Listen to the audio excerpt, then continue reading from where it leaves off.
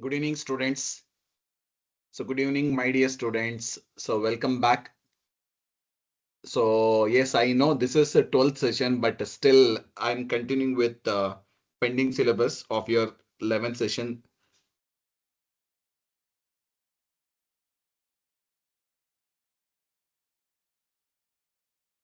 Probably this Saturday, I'm going to take extra class, guys. Okay, that we can decide at the end of this session. I hope you're all doing fantastic today.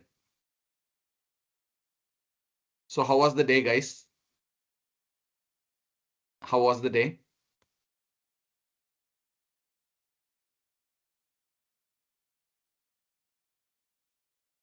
Exactly, Tanya. So today it is good, but tomorrow it is Monday. So as usually, work pressure.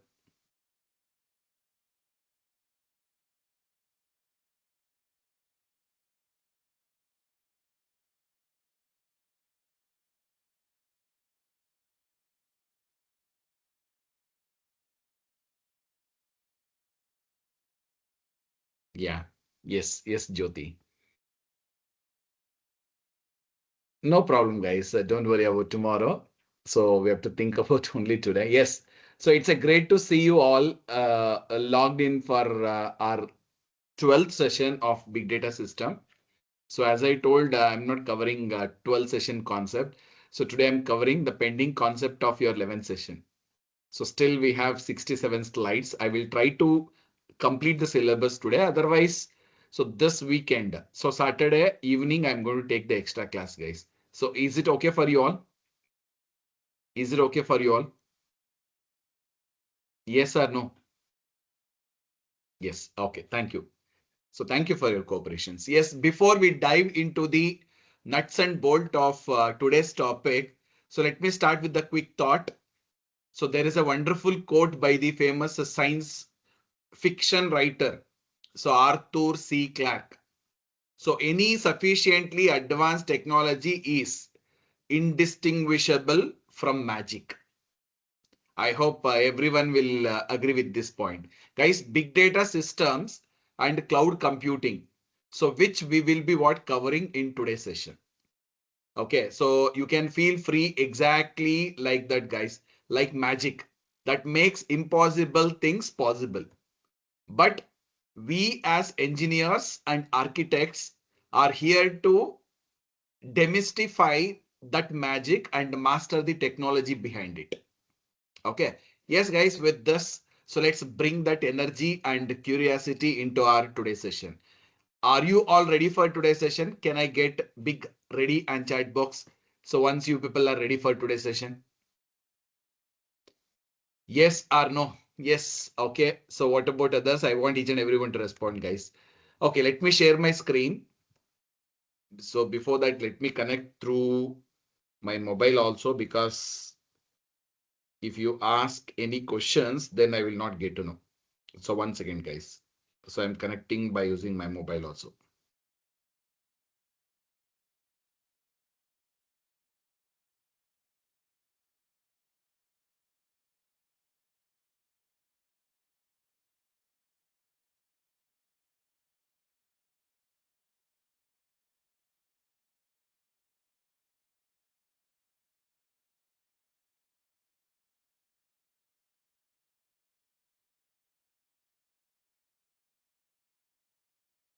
Give me one second.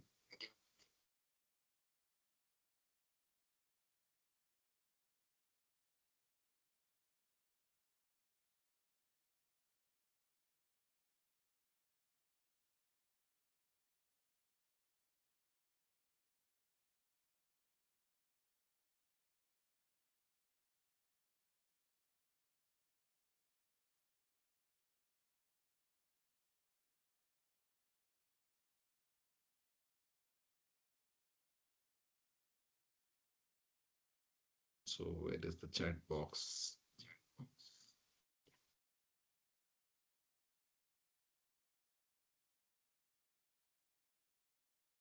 Okay, guys.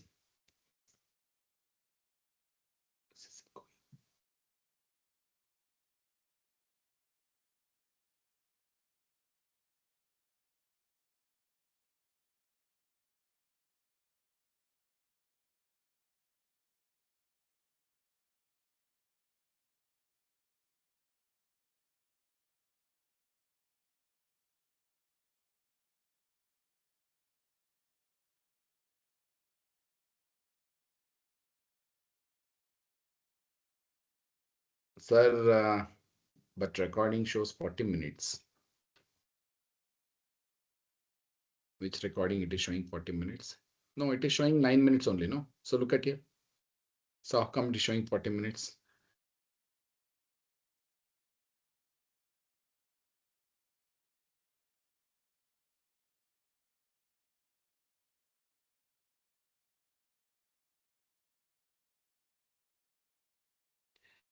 Okay, guys, yes. So yeah, I was talking about today's portion, right? So let me share my screen. So I think my screen is visible to everyone. Is it visible? Can I get quick confirmation on chat box?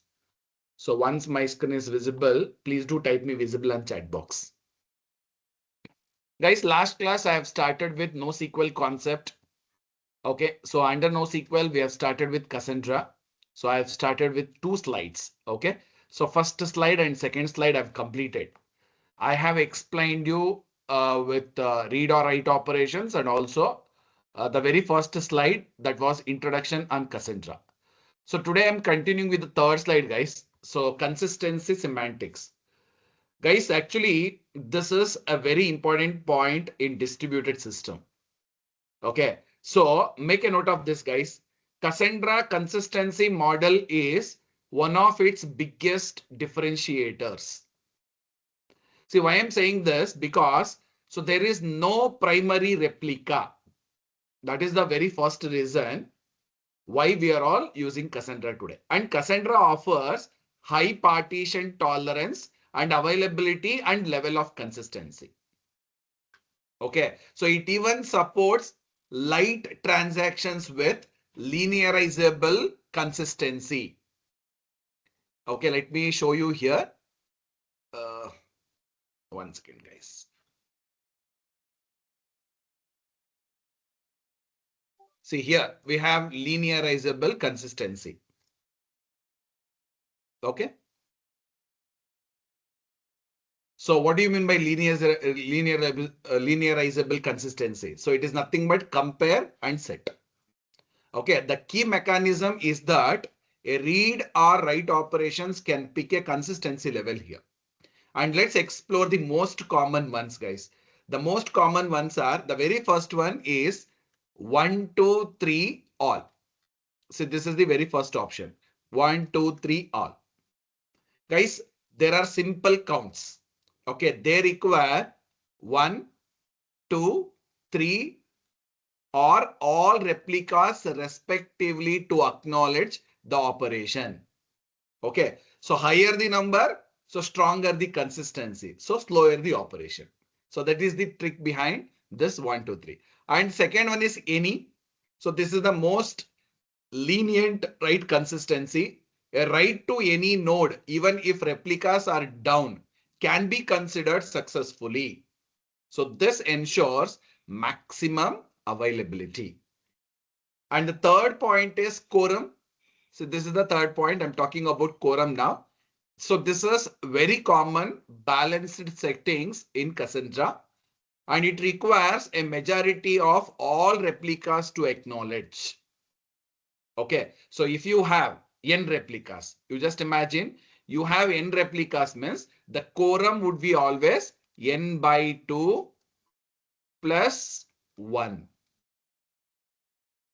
Okay, this is called as quorum. And next one, we have local quorum. Guys, the majority must acknowledge within the same data center.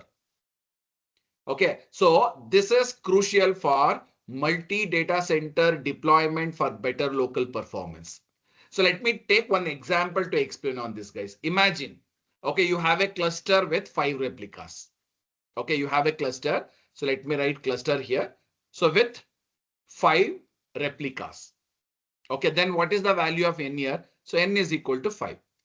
Correct, no? So if you set the right consistency to this quorum, you need 3 replicas to respond, at least 3 replicas to respond. Okay, so this is the great balance, guys. So for a user profile view, you might use 1 of max speed. For critical inventory deductions, you might use quorum. Okay, so this ability to pick a consistency level per operation is Cassandra's way of giving you the control to balance C and A.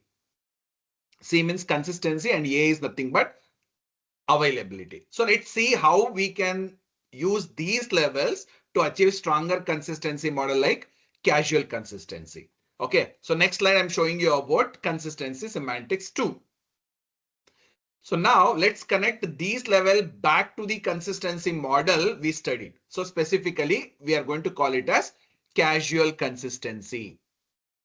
Casual consistency. Guys, to achieve a strong level of casual consistency, the golden rule of thumb in a system like Cassandra is to pick read consistency level equals to, see, look at here, read consistency level equals to write consistency level that equals to quorum. So you can ask me why. Okay, because of the what? Quorum rule. What is the quorum rule? Quorum rule is R plus W should be always greater than N.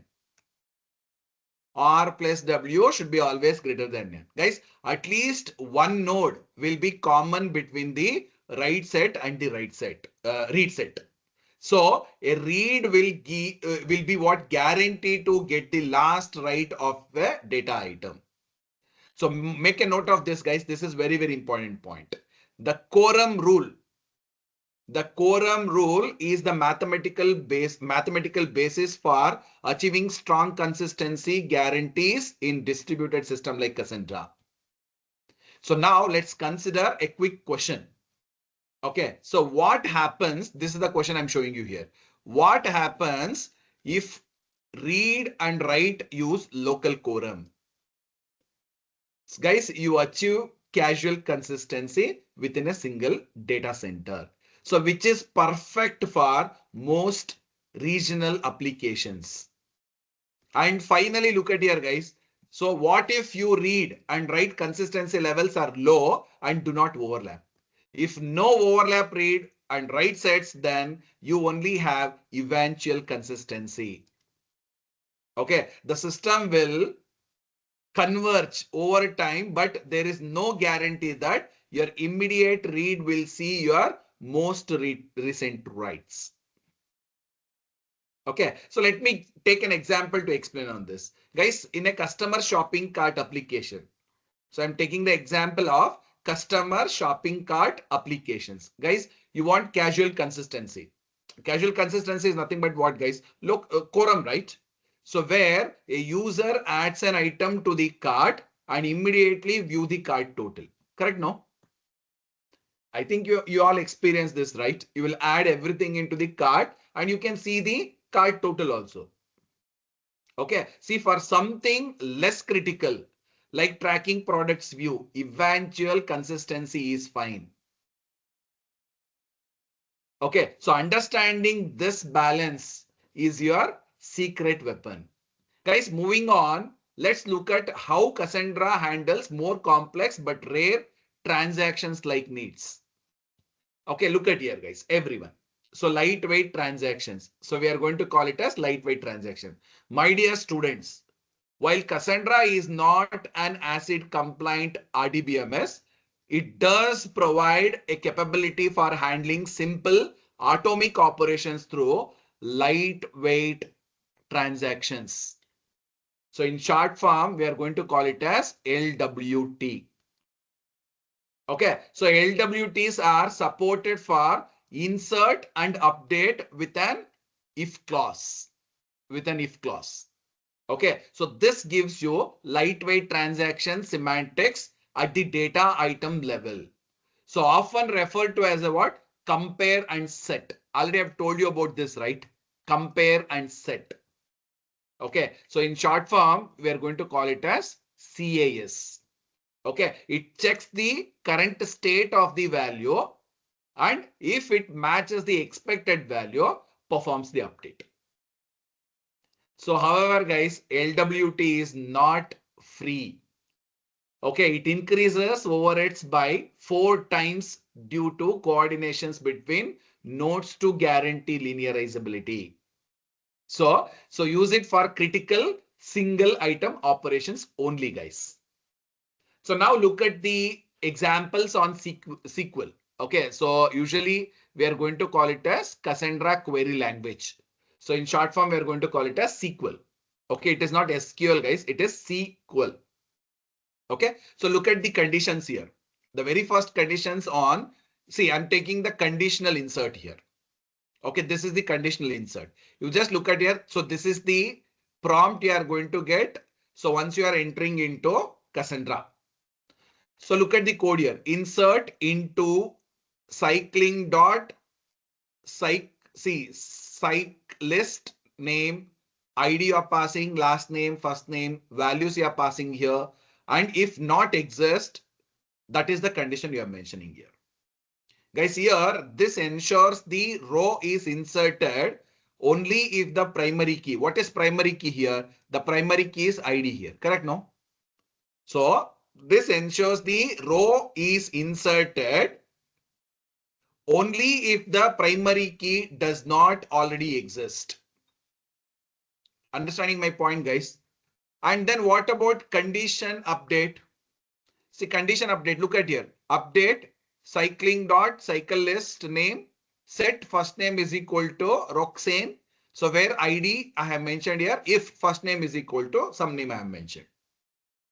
Guys, the name is updated only if the current first name property is this value. Okay, so this prevents a lost update scenario. Okay, Jyoti is asking a question. What is the question? What will happen if R plus W less than or equal to N? No, actually the architecture we have built like that, Jyoti. So the Cassandra will always support for R plus W greater than N. So it is not going to check with less than or equal to N. Is this clear, Jyoti? The entire architecture of Cassandra is built like that. Okay, so yes, let me take an example to explain on this, guys. Guys, you just imagine. I am taking the ticket booking system. Okay, I'm taking ticket booking system. So what is the ticket booking system? Can anyone give me an example on ticket booking system? Any example on ticket booking system? Yes, anyone?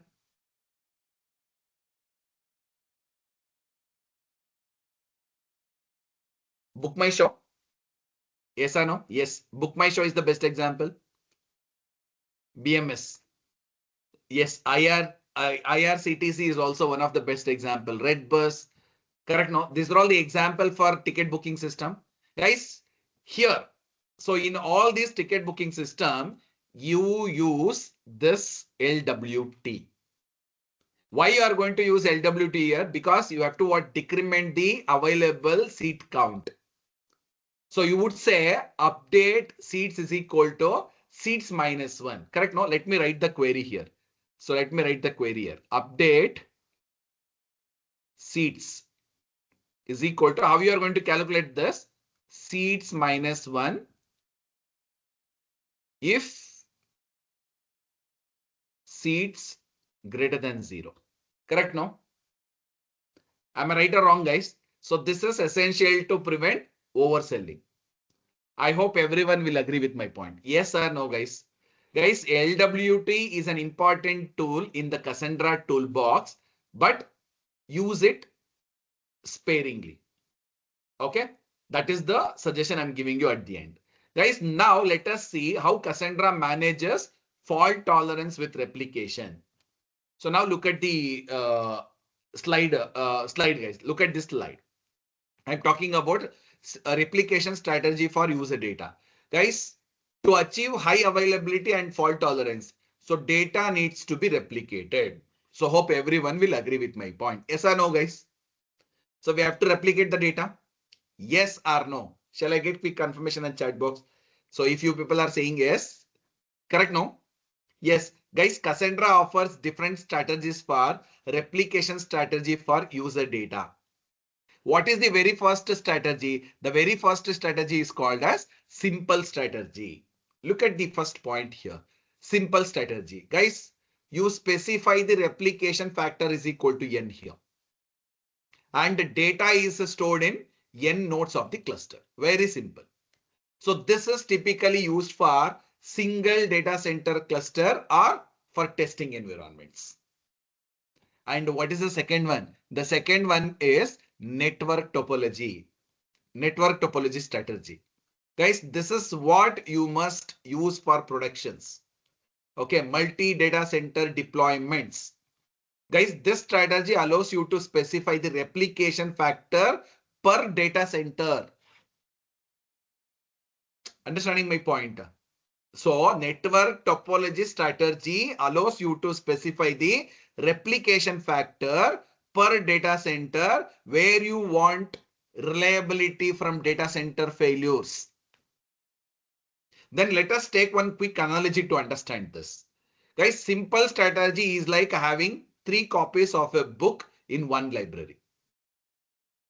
Okay, understanding my point? You have a library. In that library, you have 3 copies of a book. That is called as simple strategy. Guys, network topology strategy is like having 2 copies in the New York library and 3 copies in the London library and 5 copies in Bangalore library. If New York burns down, so London is safe. So hope everyone understood what exactly meant by simple replication strategy and also network replication strategy. So the example shows how to see, look at the example. So this example shows how to create a key space with this strategy. So what is the command here? This is the command I'm talking about, you guys. So create key space cluster 1 with replication class network topology strategy and East DC, West DC. See, East DC I have mentioned 2 copies, West DC I have mentioned 3 copies. So hope this is very easy to you all. Yes or no, guys? So once you people are feeling easy, please do type me easy in chat box. What it is maintaining, guys, here we maintain 2 replicas in East DC and 3 replicas in West DC. Very simple. Okay, let me take one more example to explain on this. Guys, a global payment processor needs a network topology strategy. I think everyone will agree with my point. If the DC in Asia goes down, all write operations can be quickly redirected to the DC in Europe. So which is ensuring continuous service. Guys, this level of control over where your data lives is key to building a truly globally available big data system. I think you all understood this concept. So is this clear to everyone? So if you have any question on this, please do ask me in the chat box, guys. I think till here everything is clear. Yes or no, guys? Is this crystal clear? You all with me?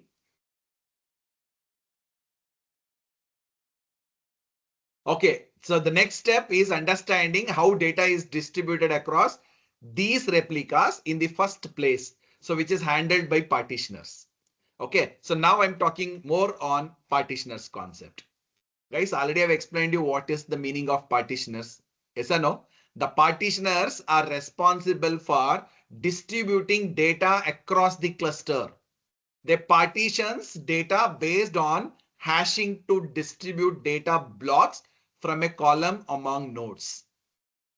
Okay, the practitioner determines which node owns the initial copy of the piece of the data by hashing the primary key.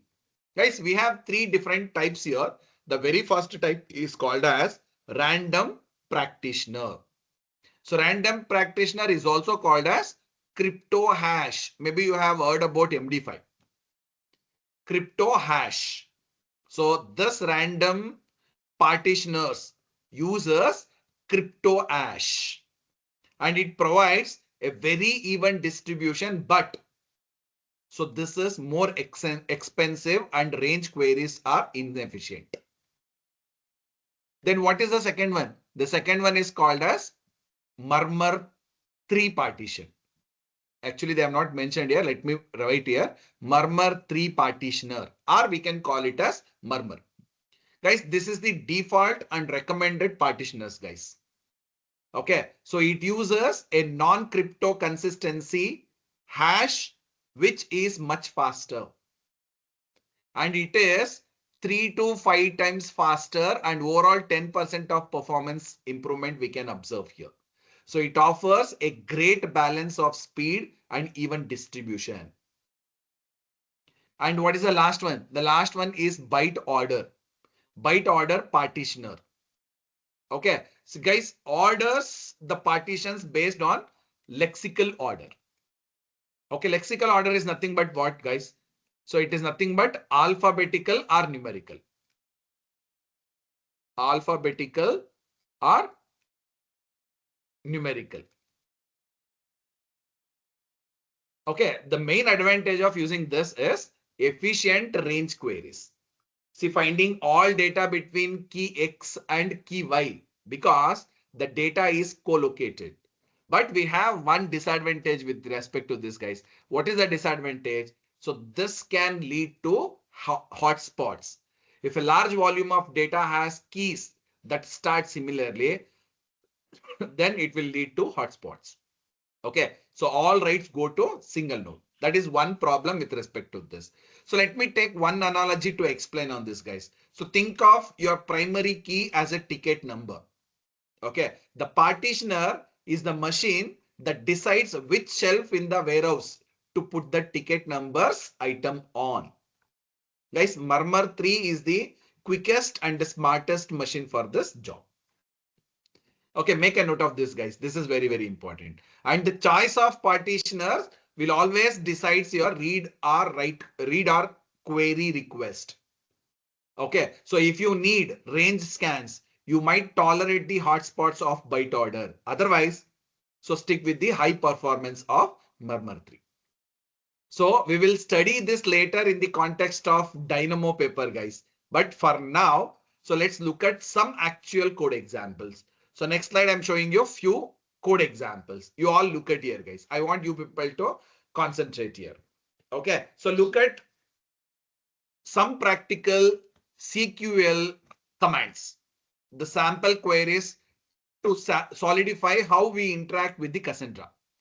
The very first command, see, very first command I'm showing you on creating a key space and table. Okay, how do you create key space and how do you create a table? See, look at here. So this is creating key space and this is creating table. Okay, so you all understood first three commands. Guys, we create key space DB. Key space DB. DB is nothing but what? Database. Key space is nothing but database here, guys. So switch to it and then create table. See, we are switching to it by using use demo and then we are creating table. So what type of table we are creating here? So we are creating column family table. Okay, look at here, guys. So under that, the roll number int primary key we have taken is the crucial partition key. So this is the crucial partition key. I have told you, right? So we have to use primary key here. And where we are setting consistency, guys, look at here. So we are setting consistency here.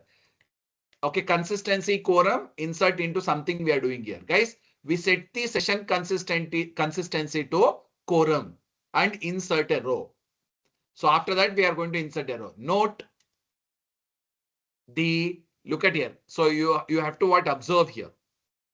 So what I have mentioned here, I have mentioned using, where is using? Yes, using TTL30. What it tells, guys? Can anyone tell me what it tells using TTL30? Anyone?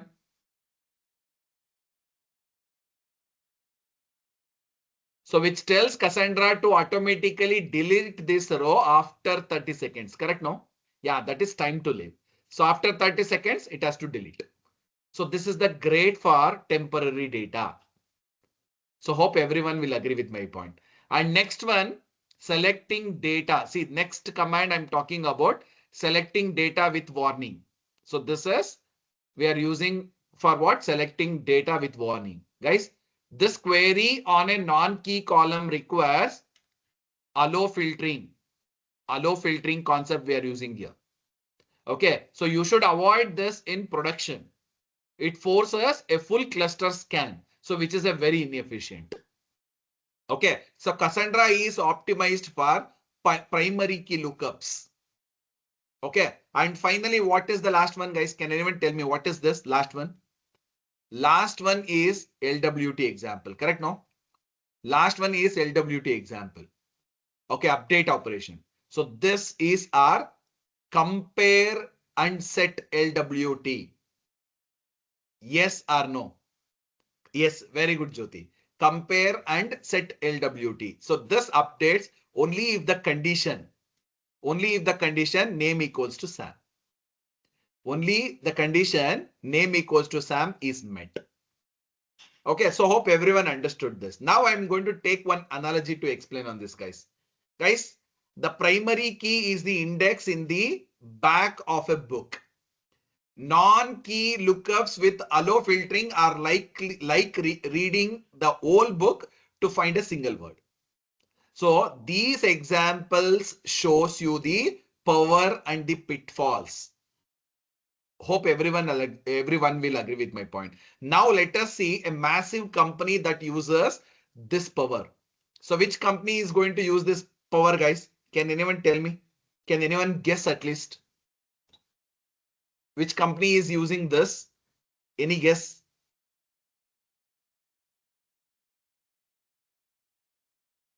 So I've taken the case study of the same. Guys, eBay. Have you heard about eBay? Yes or no?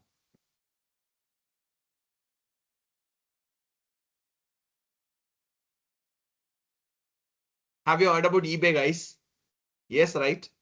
So this is the case that I'm taking here. My dear students, to truly appreciate the power of Cassandra, so let's look at one of the biggest e-commerce player. What is that? eBay. Okay. So eBay is a global marketplace with 100 million active buyers with 200 plus millions of items. So look at the sheer volume, guys. Look at the sheer volume. 2 billion per, see, 2 billion page view. 2 billion page views and 80 billion DB calls and multi-petabyte storage capacity. Look at the sheer volume here. Guys, they handle 400 million plus writes and 200 million plus reads. Is it small, guys? You all wondered? See, I have mentioned that in this point. So this kind of scale requires a database built for horizontal scaling. Guys, Cassandra is perfect because in most of these interactions, there is no need for transactions. There is no need for joins. There is no need for referential integrity. Guys, eBay uses multi-DC deployment, multi-data center deployment, a perfect fit for Cassandra network topology strategy. How many of them will say yes for this? Yes or no? Which strategy we are using here, guys? Which strategy we are using? Can anyone type on chat box? Cassandra network topology strategy. Yes or no, guys? You all wondering? You all wondering, guys?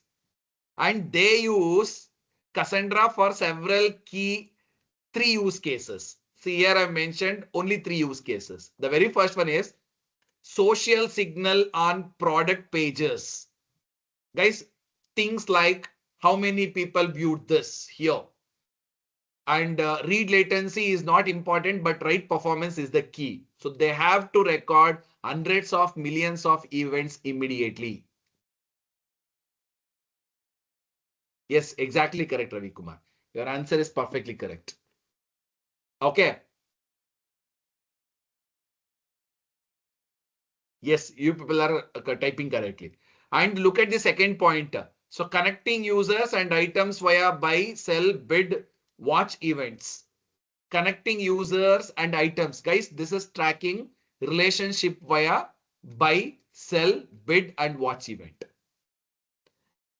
and many time series analysis cases such as fraud detection. So for fraud detection, we are going to use here. Let me take the analogy here. Guys, Cassandra is like a giant, guys.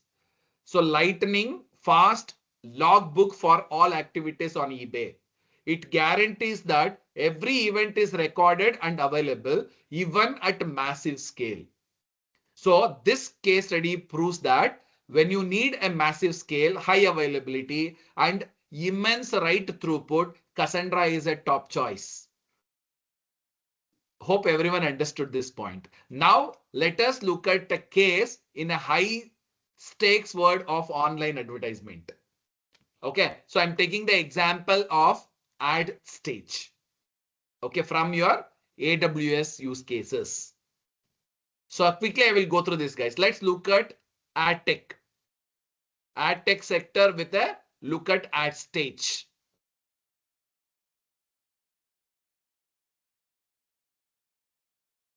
Look at ad stage. Guys, ad stage is an online advertising platform to manage multi-channel advertisement campaign on Google. Okay, not only on Google, guys. So it is performing advertisement campaign on Facebook, Twitter, Bing, LinkedIn, so on and so forth. Guys, they have 3 clusters with 80 plus nodes on AWS. So, and also they are handling a vast amount of real-time data from 5 channels. Okay, so 5 channels. So their goal is to constantly monitor trends and optimize campaign for advertisers. Very simple. Then what are their requirements? See, they have some requirements, right? What are their requirements? The very first requirement of them is high performance and availability. This is the requirement, guys. This is the requirement. High performance and availability. And the second requirement is consistency is not critical as it is read mainly for reporting purposes. Okay. It's okay if the click count is off by one of the few seconds. The overall trend matters, guys. So this is an ideal fit for the AP model. Okay. So this is ideal fit for the AP model. Understand this. The main benefit is that Cassandra cluster can scale as more clients are added with the no spoof. So what is that SPOF? It is nothing but single point of failure. Single point of failure. So let me take an examples, guys. An advertiser needs to see their campaign performance in real time. Okay, then what this ad stage is going to do? Guys, ad stage needs to ingest billions of events per day and provides a dashboard with minimal latency. And speed and guaranteed uptime are far more important than million seconds of consistency. And these two case studies highlights Cassandra's sweet spot. So hope everyone understood why Cassandra is important. Now at least anybody is asking you why Cassandra is important means now you are in a position to what answer to this question. Am I right or wrong, guys? Guys, now we have covered the columnar family database model with Cassandra. So let's transition to the most popular NoSQL category. So I'm taking the data document based one. So what is the document based? Can anyone tell me? Can anyone guess? That's all about Cassandra, guys. So now I'm jumping into the second one. What is the second one? And also it is comes under document database methodology.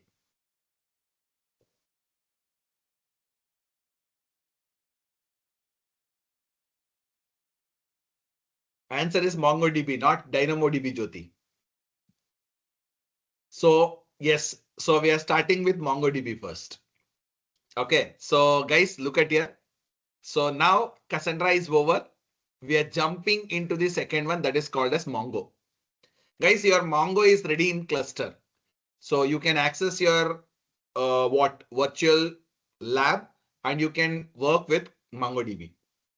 Okay. So yes, regarding this, I will tell you later. Already I've uploaded all the worksheets. You just go and practice the worksheet.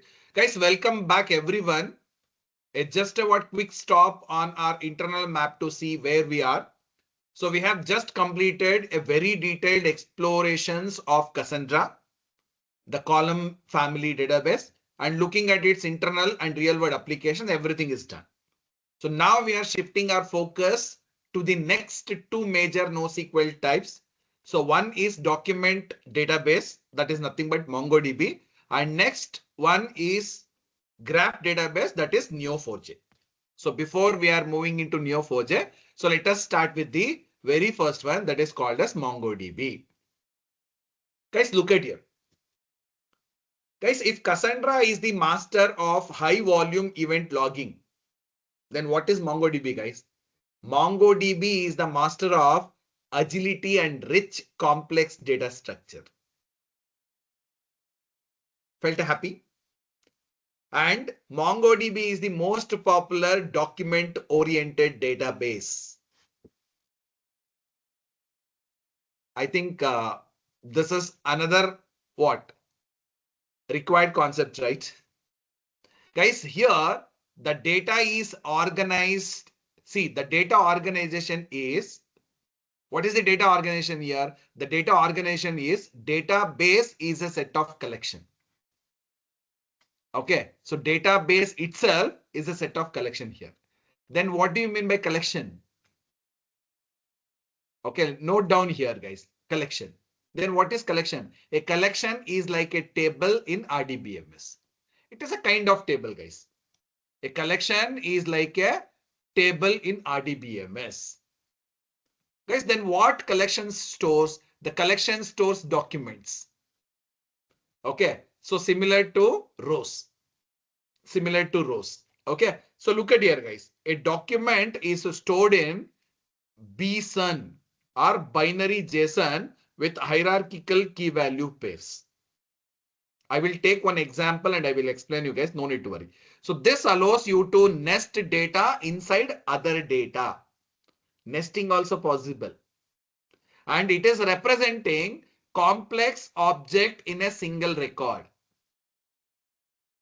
Okay, so let me give you some technical details here. What are the technical details I'm giving you here? Guys, max 16 MB document stored in WireTiger storage engine. See, for larger than 16 MB document, then what it is going to use? See, larger than 16 MB document uses GridFS. Guys, GridFS supports binary data by breaking large objects into chunks of 255 KB and storing metadata in a separate collection. And it does not support multi-document transactions by default. That you should understand. Okay, so let me take an example to explain on this. Let me take one small example. Guys, for a blog, a post content, comments, and author's details can be in one MongoDB document. So in an RDBMS, so this would be 3 tables and 2 joins, correct? No? But in MongoDB, so everything we are storing inside the same.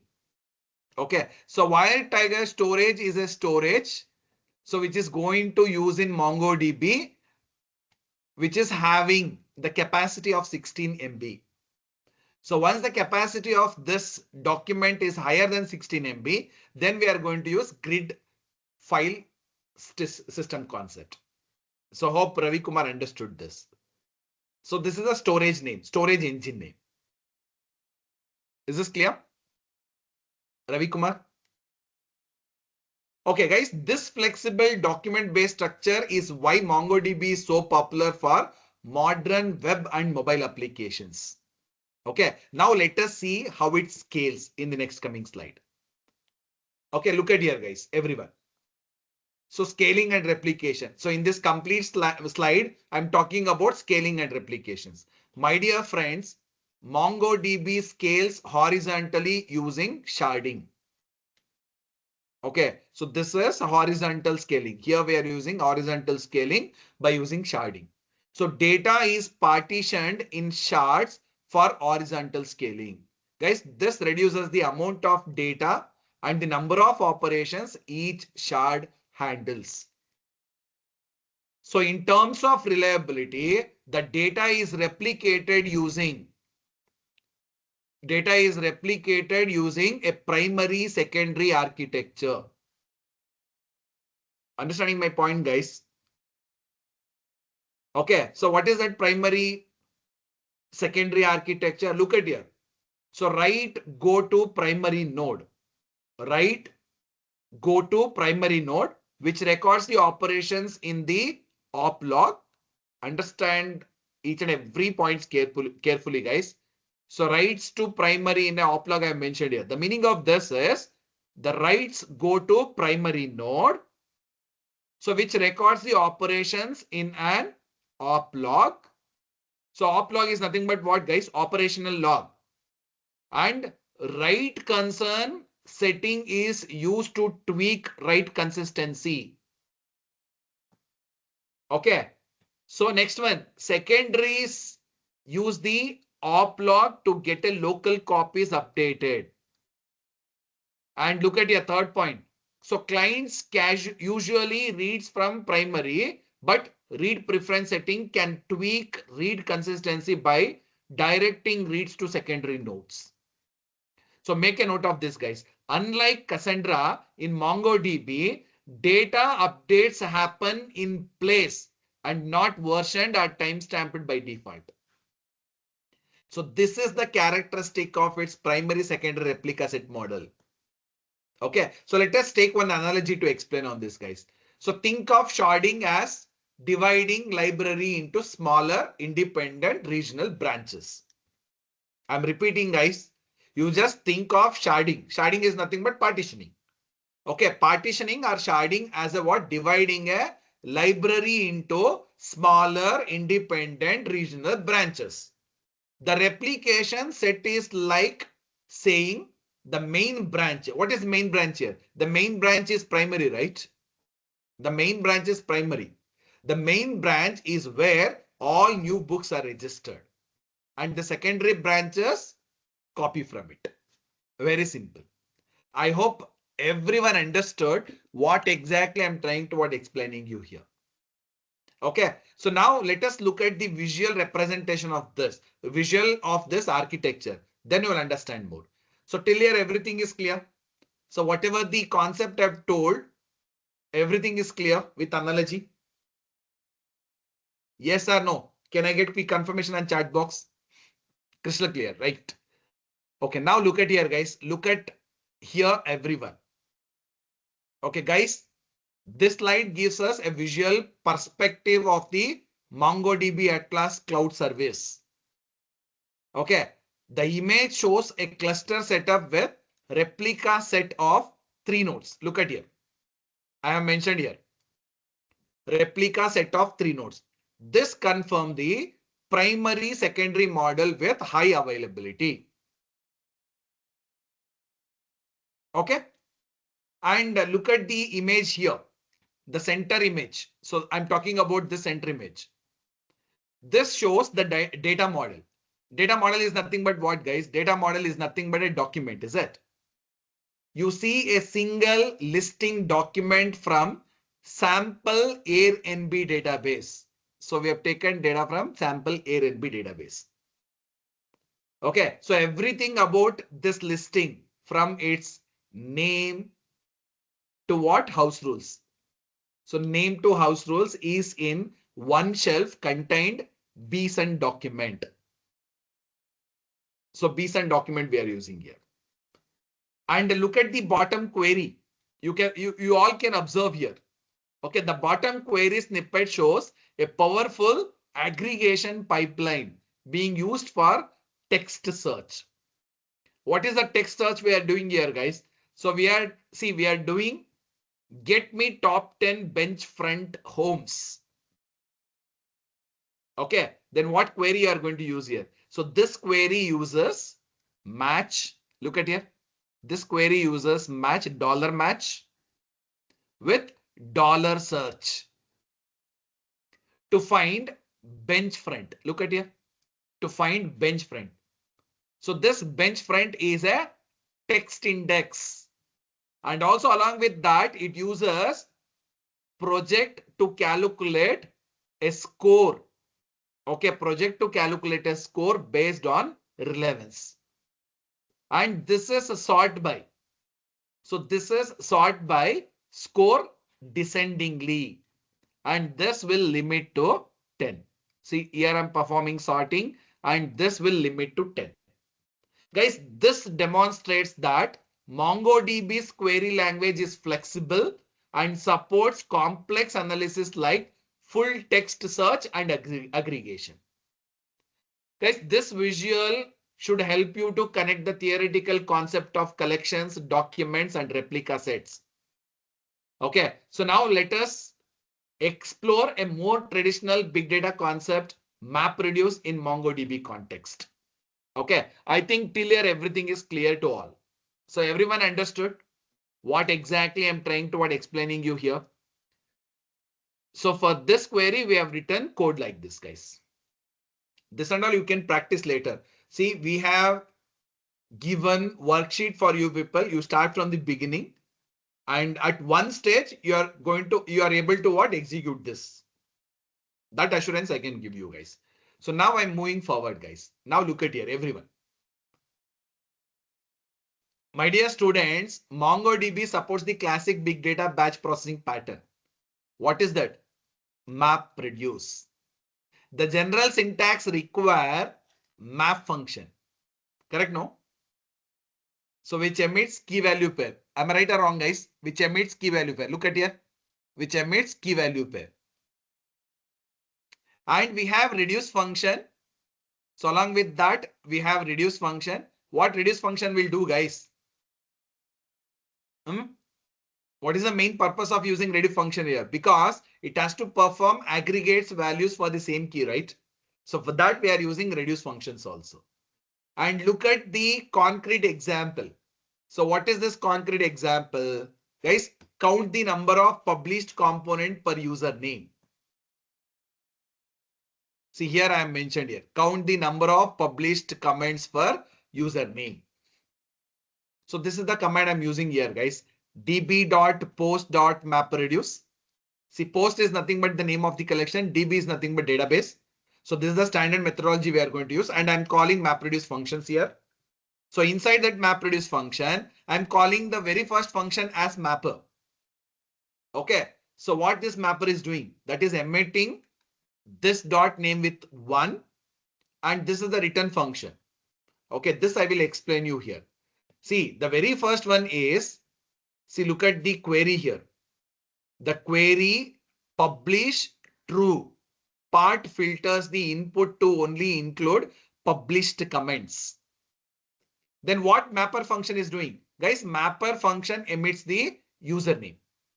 This emits the username and the reduce function sums the count. See, that's why we have written here array.sum values. So this is sums the count here. Okay, so this is emitting username and this is performing summation for the count operation. Count actually.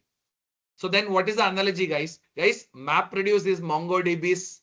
See, MapReduce in MongoDB is like having a digital tally counter. What is that digital tally counter? That is nothing but map, right? And that groups all published comments by author and then calculator. What is calculator? Calculator is nothing but reducer. Calculator that tallies the total for each. So hope this is clear to everyone.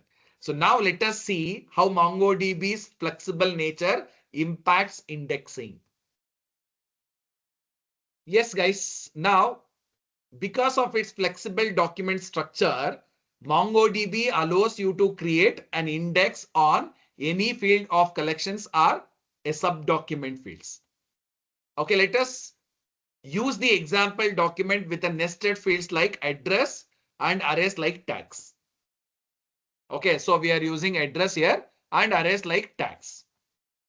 Okay, let me go with the very first one. So indexing an array field. Okay, indexing an array field. What array field I'm indexing here? Tags. What is the first line? db dot, look at here guys, db dot users dot create index. And then I have mentioned tags, tags is tags colon 1. And next line db dot user dot find tags cricket dot pretty. Guys, the index is created on the tags array here. The index are created on the tags array. So this create multi-key index. Understanding my point? This create multi-key index and allowing fast lookup based on any element inside the array. And then what about the second one, guys? Second one is indexing subdocument field. What is subdocument field? That is nothing but an address. See, these two lines are explaining the same thing. Guys, in this case, we use dot notation. Correct? No? We use dot notation. Look at here. Address dot city we have used here. Address dot city we have used here. So this is used to create a compound index that spans field nested deep within the document.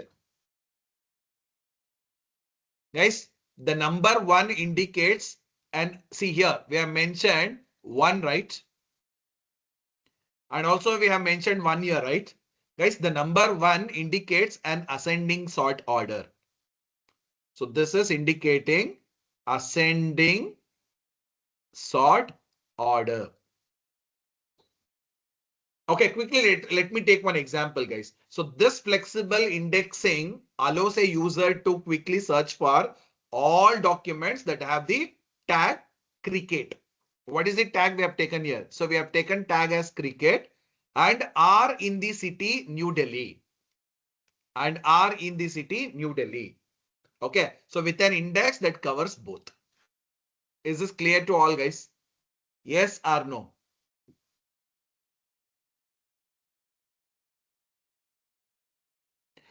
Pretty is the name of the function. Pretty is the name of the function.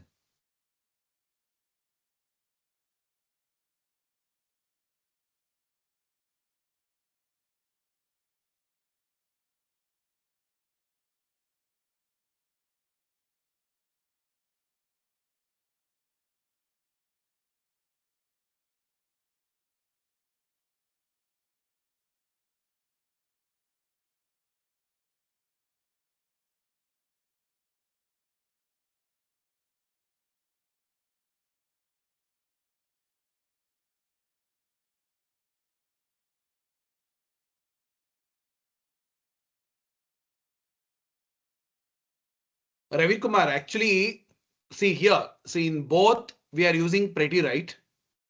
So in both we are using pretty, right? See, for example, db.collection.find.pretty we are going to use.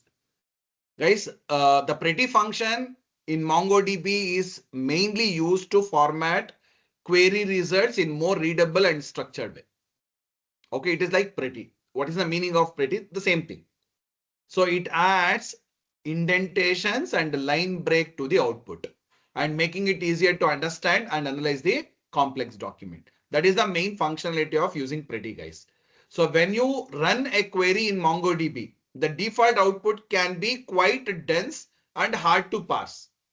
So in that situation, we can use this pretty function. Guys, this pretty method transforms this output into a more visually appealing format. Okay, the same thing we have used here.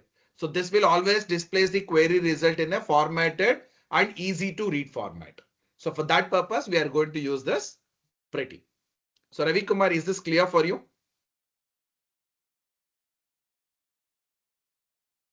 Is this clear? So have you understood why we are going to use pretty? See in Java we have println, right? So in Java we have println. In C program we are going to use \n. Is it?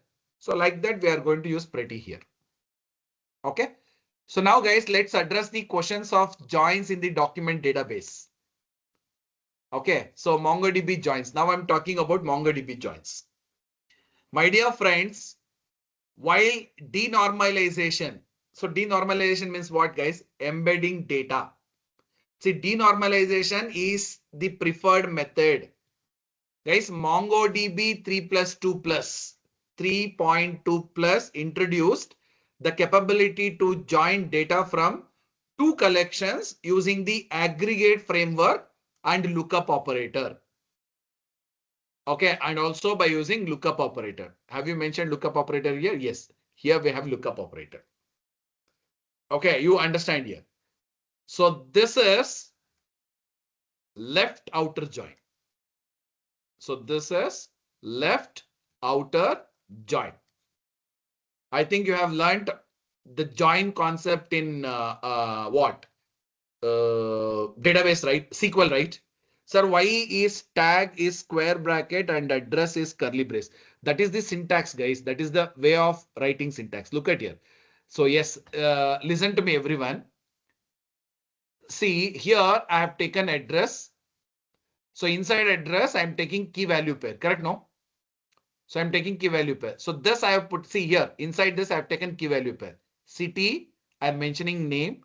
State, I'm mentioning state name. Pin code, I'm mentioning pin code. And the same thing I'm taking with respect to tag also. But where I'm storing this tag, I'm storing this tag value inside the list. Okay, inside the list. Look at here. So football, comma, cricket, comma, badminton, comma, we have taken, right? So everything, see all these three values we have put inside the list, is it? So here the value is city. Only one value we have here. There is no list concept we have used here. So and immediately I mentioned the value. So this is key and this is value. So in this case, so this is completely a list. Okay, this is completely a list. So inside this we have placed three name actually. Okay, so three what we are going to call it as. So we are going to call it as game, right? Okay, tag name we have mentioned here. So for football, for cricket, and for badminton. And the name we have fixed with key value pair. So is this clear? Samanvita? So you are good at what JSON means, then you will understand. So it is a kind of what format. So we are going to use by using JSON. Okay, so yes, guys, I was talking about this left outer join, right? Guys, this is completely left outer join. So look at the what example of joining books collections with the book selling data. So this collection we are joining with book selling data. Okay, so this is the collection name. This is the name of the collection, guys. So book selling data is the name of the collection. So for that, we are going to write this code, guys. So db.books.aggregate. And inside this, we have written lookup from book selling data, local field, foreign field as copy sold. I'm writing everything. Okay. So here, the very, very important thing is what you have to understand here is from. So from is the foreign collection. So this is the foreign collection. And what about this local field? So local field and also we have foreign field here, right? So local field and foreign field are the join keys. See, look at here. So both the join keys are ISBN, correct? No? And next to that we have as. So as is the name of the new array field in the output document. What is the new array name? That is copied sold. Copied sold is the new array name. So I hope everyone understood this. The result is a simple join document where the copied sold field is an array containing the matching data from the second collection. Okay. So make a note of this, guys. While dollar lookup, say I was talking about dollar lookup, right? So where I mentioned dollar lookup. Guys, dollar lookup allows for joins and you should use it sparingly. And it is an expensive operation and is best suited for occasional reporting rather than high volume transaction processing. Okay, the core architectural strength of MongoDB remains the single rich document.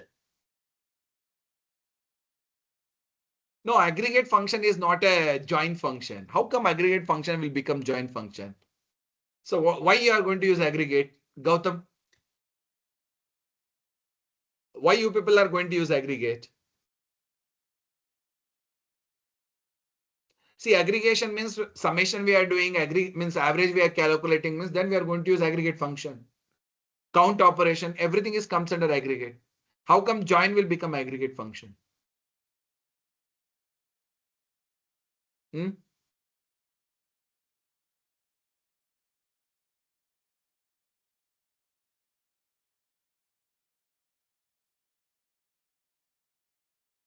See, I'm talking about lookup. No, lookup we are using, right? See, lookup we are using for the same purpose. That is what I'm telling you. See, lookup allows us for what? Join function. So the same thing I've told you, right, Gautam? So where are you? Hmm? Where have you lost, man? So now you all understood, right? Now all of you understood what exactly join here. That's why you have to concentrate. So now let us recap the strengths of MongoDB before diving into consistency option. So here we have a recap, the means we are talking about strengths here. Okay. So recap of what core strengths of MongoDB we are discussing here. Guys, to consolidate our knowledge. So let's recap the core strengths of MongoDB. What are the core strengths of MongoDB? The very first point I have mentioned here is document-oriented DB. Guys, it is flexible BSON structure is its main appeal. Agree? And what is the second point? Flexible consistency trade-off. Flexible consistency trade-off. Guys, if offers, guys, the MongoDB offers various read and write choices for scaling, performance, and durability. Okay, so we will detail these consistency concerns shortly. So for a time being, understand this. This is the second advantage or flexibility of using this MongoDB, or strength of using this MongoDB. And along with that, so we have one more strength. What is that third strength? The third strength is called as high availability. Guys, it features atomic primary re-election on primary failure and or network partition. If the primary node fails, the secondary nodes automatically elect a new primary to maintain availability. Is this not beauty, guys? So look at the images. So images clearly shows the primary secondary architecture. Okay, so now all of them observe here. So writes go to primary with replicas to secondaries. Look at here. So writes goes to primary with replicas to secondaries. Correct? No? You're all observing. So everywhere write goes to primary and replicas to secondary. Yes or no? And look at the reads. Guys, reads typically go to the primary. Reads typically go to the primary, but you can read from secondary using read preference for scale. Understanding my point, guys? So the final image, see, the final image illustrate the election for new primary process after a failure. So this is the election. Okay, so it is selecting for what? New primary. New primary is elected here. See, the concept of consistency in MongoDB is tied very closely to the concept of casual consistency. Yes or no, guys?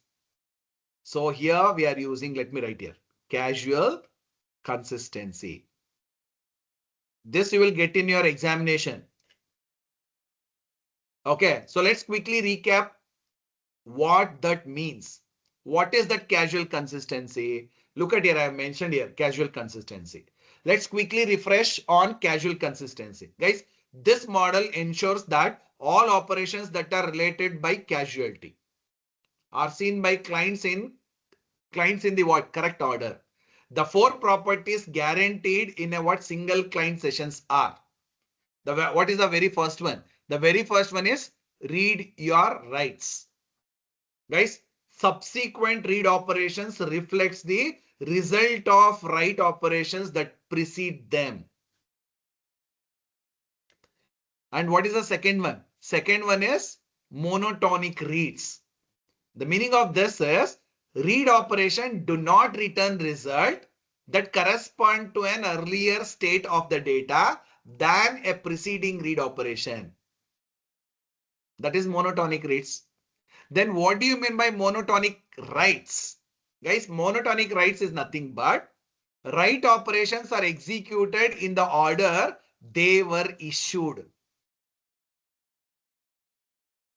And what is the last one? Guys, the last one is writes follow reads. Guys, write operations that occurs after read operation. Okay, so these two are executed after those read operations. Guys, this is very, very important. Yeah, I will give you example. Wait for a while. So next time taking the example. Okay, no need to worry on that. Ravi Kumar. So first try to understand what these four properties. See, I'm telling you here, these four properties guaranteed in a single client session. First one is read your writes, monotonic reads. Third one is monotonic writes, and fourth one is writes follows reads. Okay, now look at the what timeline example. So look at the timeline example. Now you'll understand better, Ravi Kumar. Okay, guys, look at here. I'm talking about P2. Okay, so P2 writes of y is equal to 10. Okay, I'm repeating, guys. So P2 writes of y is equal to 10 is cast by its read of x is equal to 5. Correct, no? See, look at here. Write operation that must occur after read operation. Same thing we are performing here. And let's go to P4. So let's go to P4. What is P4? Can anyone explain what is P4 is doing? So what P4 is highlight means what P4 is violating, guys? What P4 is violating? So is this violating casual consistency? Casual consistency. Correct, no? Because it sees the right to y. It sees the right to y. That is y is equal to 10, but not the right to x. X is equal to 0. Correct, no? Yes, exactly correct, Jyoti. So the effect is seen without the cause here. I hope everyone understood this. Guys, the main analogy is in discussion forum, if you see someone quote another person's comment, so you must also see the original document, original comment. Yes or no, guys? Is this the best analogy to understand the concept? I'm repeating, you have a discussion forum here. Okay, in Taxila, you have discussion forum. What I'm telling you is, if you see someone quote another person's comment, what is that another person's comment? It is nothing but an effect, right? You must also see the original comment. Original comment is nothing but a cause. And what another person comment is nothing but an effect. Understanding my point, guys? So we need to enforce this, guys. So let's see MongoDB example of how this can be violated. Okay. So now I'm showing you the example. A recording is not saved. Why I'm getting this? The recording is going on, right? Yeah, it is going on. Why I'm getting this message? Okay, this is from different class. Okay, sorry, guys. I shocked actually.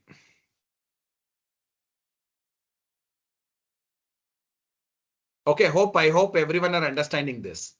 Okay, that is what I'm trying to explaining you here, guys. So now I'm moving into the next slide. You just look at here. So this slide shows case one. So what is the case one here? No casual consistency. So no casual consistency in action in MongoDB's replica set if you use relaxed setting. Okay, let's trace the issue, guys. Let's trace the issue. So let me go with point one by one. So I'm starting from here. One. What is one? So in one, client writes order 234 to the primary. Listen to me carefully. So this will give you complete picture on the previous slide. So in very first step, client writes order 3234 to the primary. Okay, this is the first step. Next, immediately primary, see this is the primary. Primary sends success back quickly. See, look at here in second step. So this is immediately sending success back. So this is called as low write concern. I'm writing each and every point here. So low write concern, correct? No. And what is the third step here? The third step is the primary. See, this is the primary. So this primary replicates order 234 to the secondary asynchronously. Am I right or wrong, guys? That is the third step. So I'm repeating, guys, the primary replicas order 234 to the secondary asynchronously. And what is the fourth step here? What is the fourth step? So look at the fourth step here. The client immediately reads. The client, see, this is client. The client immediately reads order from the secondary. So this is called as relaxed read preference. Relaxed read preference. And what we are doing in fifth step, guys? Fifth step is secondary returns no result found because replication is too slow. So that's why what it is sending, no result found, it is sending back to the client application. Guys, the client wrote the data, but could not immediately read its own write. Okay, so is this not called as violation of read your rights, guys? Is this not called as violation of your rights? Yes or no? Quickly. I think with this example, you're understanding what exactly I'm trying to explaining you here. Yes or no, guys? Yes or no? Quickly, I want you people to respond quickly on chat box. Okay, now listen to me carefully. The client wrote the data, but could not immediately read its own write. That is called as a violation of read your rights. Correct? No? So let me take one more case here. So I'm taking the second case. This is the second case. What is the second case here? The second case shows how to fix this.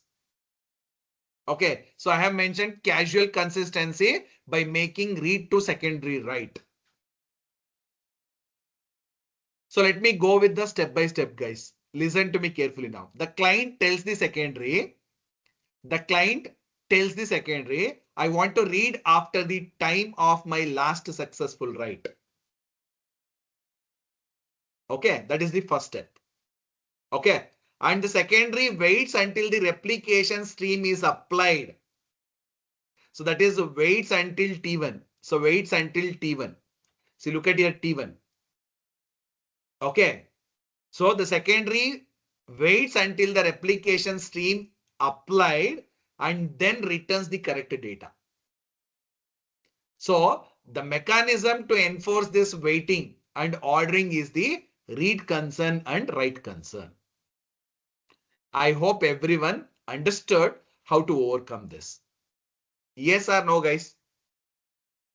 So I will explain you what is read concern and what is write concern in the next coming slide. Yes, now I'm jumping into next slide. Look at here. I'm talking about read concern. Guys, the read concern defines the level of consistency a client can expect when reading data. Okay, so this is how we control the R, guys. So this is how we are going to control the R in what? R plus W greater than N. Guys, I'm mentioning points here. Look at here, everyone. The very first point I'm mentioning local. Local is the default. Guys, the client reads data available on the local node. So it is also used for clients reading from a secondary in casual consistency session. So this has happened when requested. And what is the second one? Second one is called as available. This is the weakest consistency, right? So this is the weakest consistency, right? Available is the weakest consistency. Okay, so read on secondary, but casual consistency not required. Fastest read, but no guarantees. That is called as available. And then what is the third one? Third one is majority. So majority is the what stronger guarantee. The meaning of this is clients reads what the majority of nodes have acknowledged. Best option for fault tolerance and also durability. That is majority. And finally, we have linearizable. What do you mean by linearizable? Guys, this is the strongest possible consistency. So clients reads what has been written to the majority before the read started. Correct, no? So this has to be what read on primary and only single document can be read here. So these 2 points are very, very important. So let me take the example for this, guys. See, for your application's main user feed, you might use local for speed. For checking an inventory count before a purchase, you would use majority or linearizable for accuracy. So hope everyone understood this. So now that we know how to control the read side, let's look at the write side with write concern. Okay, this is about write concern. So everyone put your attention here. Guys, see here, so this is complementing the what? Read concern. I think everyone will agree with point. Guys, write concern controls the W. Okay, controls the W in R plus W greater than N. Correct, no? So here it is controls the W. So this defines how many replicas should acknowledge a write operations before success is reported. Correct, no? So one is default. So one is default. The meaning of this is primary only must acknowledge here. So this is fast but not durable if the primary fails immediately. And what is the second one? Second one is 0. So second one, it is reporting 0. So 0 is nothing but what? None, guys. So none of nodes acknowledge. Okay, it is like fire and forget.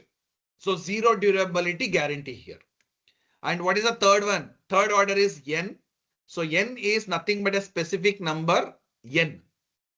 Okay, so that is including primary and it must acknowledge. And what is the final one? Final one is majority. So a majority of nodes must acknowledge here. So this is mainly preferred for durability. So hope everyone understood this for reports actually. Okay. And see, two other key parameters we have mentioned here. What are the two parameters we have mentioned here? One is journaling, and second one is timeout. Guys, journaling, if true, so node must write to a disk journal before acknowledge. So this is more durable, guys. So this journaling is more durable. And so here what we have mentioned actually. So we have mentioned less durable, right? So this is not less durable. This is more durable. Okay. So then what about timeout? So guys, timeout sets the timeout for the write operation. Okay. So make a note of this, guys. To build a reliable system, okay, you combine a durable write concern. So durable write concern means what, guys? So durable write concern is nothing but majority. It is nothing but majority. Okay. Try to understand this. Guys, to build a reliable system, you combine a durable write concern with a consistency aware read concern. Okay. So let us analyze the 4 core consistency scenario using these settings. What are the 4 concerns? See, these are the 4 concerns I have mentioned here.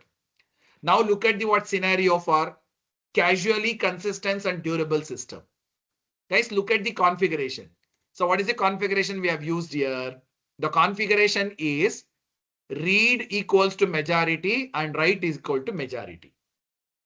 Okay, this is the ideal state where R plus W is greater than N is met. Correct, no? This is met. So during a network partition, a write W1 to the minority node P1 will fail because it cannot reach the majority. Because it cannot reach the majority. And writes and reads R1. So writes and read R1 to the true primary will succeed because it can reach the majority.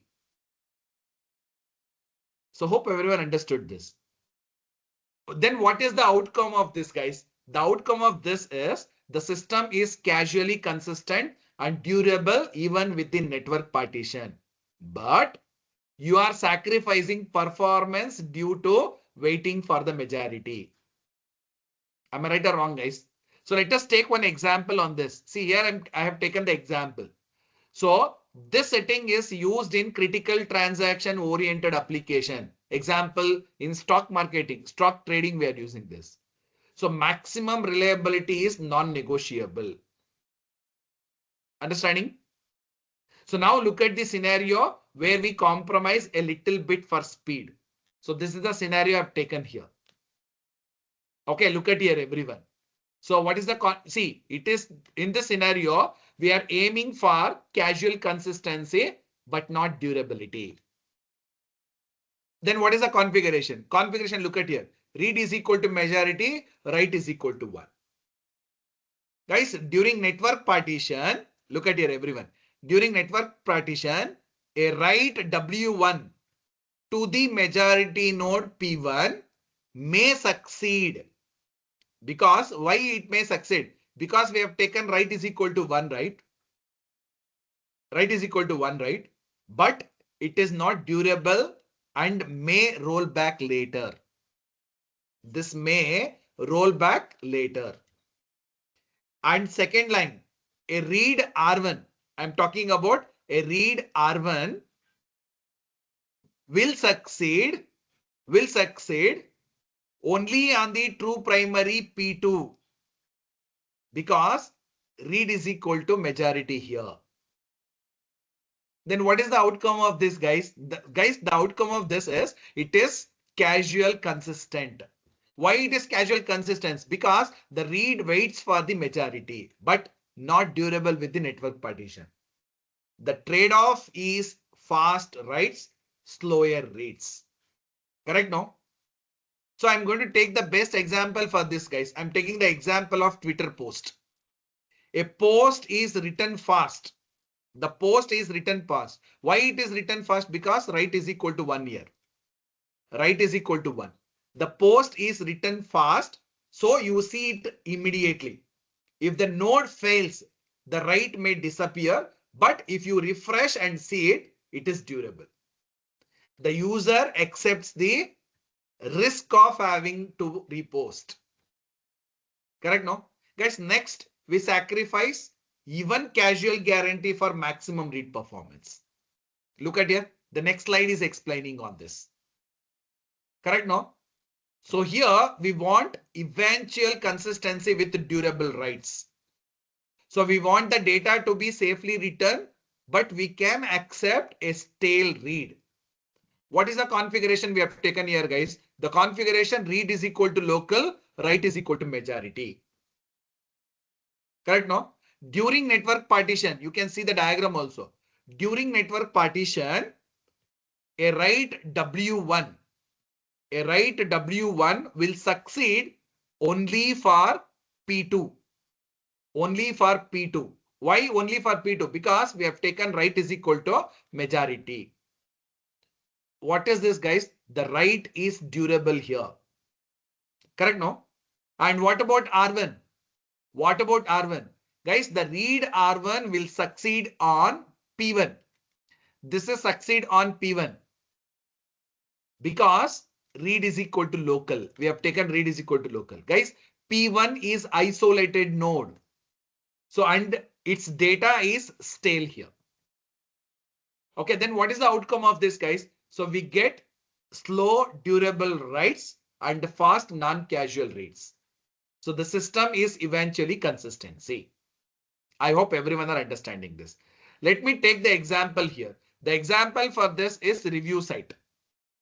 Okay, review site. Guys, A new review write should be durable. But a user reading the page does not need a casual guarantee as long as the new review appears sometime. That is called as eventual consistency. I hope everyone are understanding this. And yes, guys, our final scenario is the fastest but least durable. So can anyone guess what we have to do for fastest and linear durability? Yes, can anyone guess what would be read, what would be write? Now, yes, I have explained you three, right? So now you can easily guess. So now I'm talking about eventual consistency, but no durability. So we sacrifice everything for the speed now. Then what is the configuration we are going to use? Yes, anyone? So read is equal to local. Then what about write? Samanvita. Yes, your answer is correct. So read local. What write?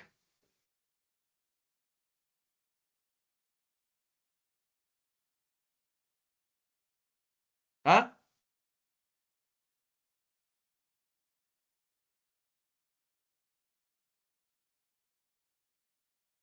I'm not getting any response. Am I audible, guys? You're all understanding what exactly I'm asking you all. Yes, I think write will be delayed. No, what is the value? What value we have to set?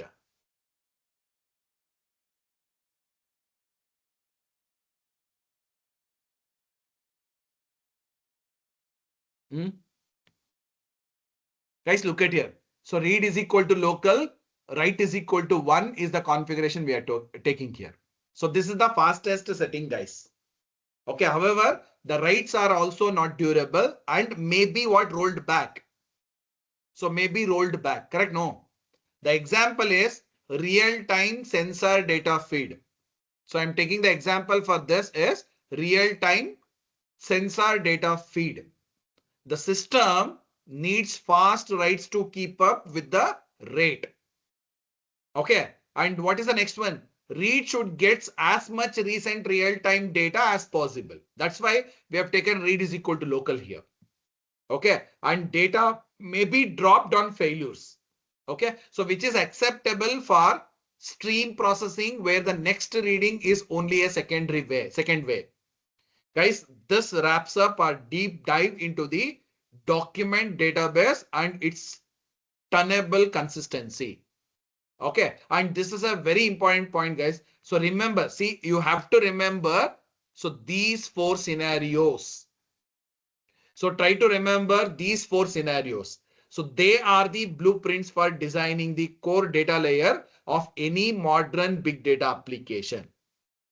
So you go back to the recording and go through the explanation I've given, guys. That is very, very important. So is this clear to everyone? Yes, maybe yes. You people are going to say, sir, it is confusing. But you go through the recording, guys, you will understand it.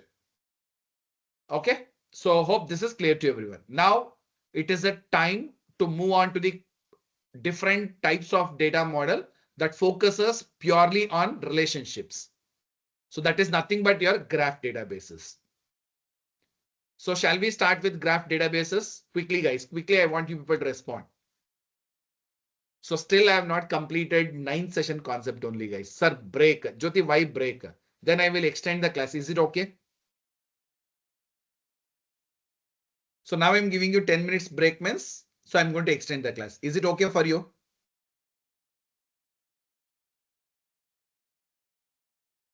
See, many of them are saying no. So even Jyoti is saying no. Okay, so let me complete this. Okay, let me complete graph computing. So still I'm pending with what the previous concept, right? So I have not yet started with the 11th session concept, and then I have to start with the 12th session concept. So still we have to complete a lot. Okay, so before that, so let's jump to the graph computing, guys. So we are transitioning to our third major NoSQL category. What is the third major NoSQL category? That is called as graph databases. Guys, these are essential for modeling interconnected data. Okay. The fundamental model is the property graph. The fundamental model for this is property graph. So data is represented as three components here. What are those three components? The very first component is called as vertices.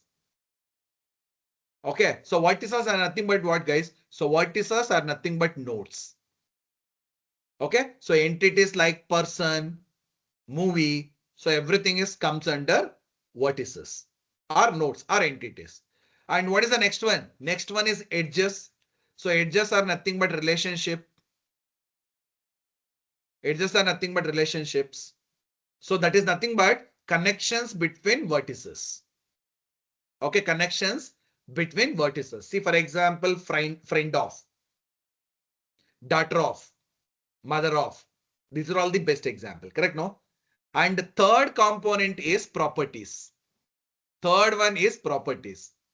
So properties are nothing but, guys, key value pairs on both vertices and edges.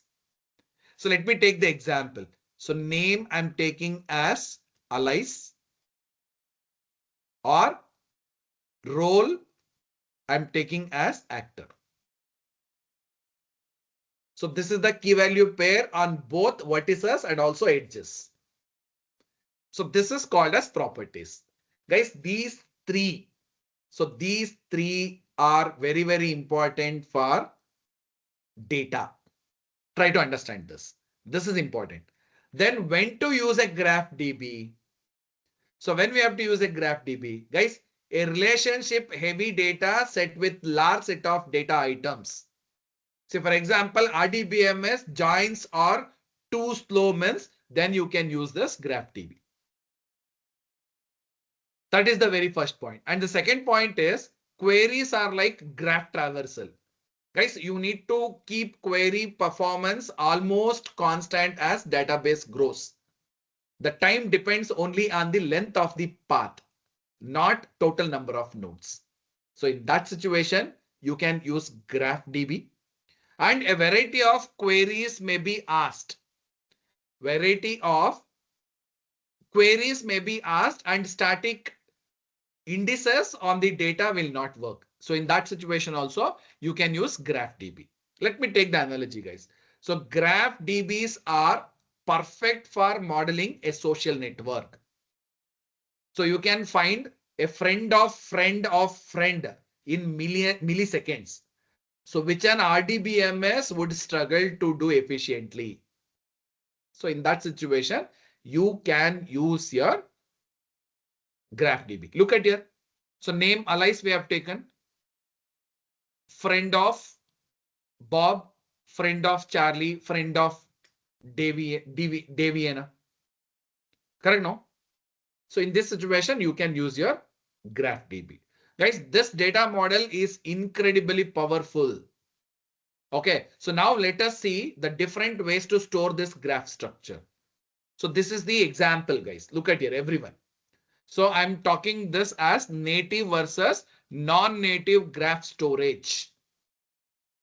Guys, the distinctions between native versus non-native graph storage is extremely important for graph performance.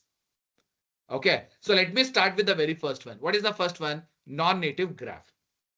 Guys, non-native graph computing platforms rely on external databases for data storage. External databases for the data storage. See, example, the best example for this is Tinkerpop. Tinkerpop can store data in Elasticsearch or in Cassandra. See, I have mentioned here Elasticsearch or in Cassandra. Okay, and also in this approach, you need extensive indexing. Try to understand this. So in this case, you need extensive indexing. Why it is required? To find the next node in the traversal, so which can be slow.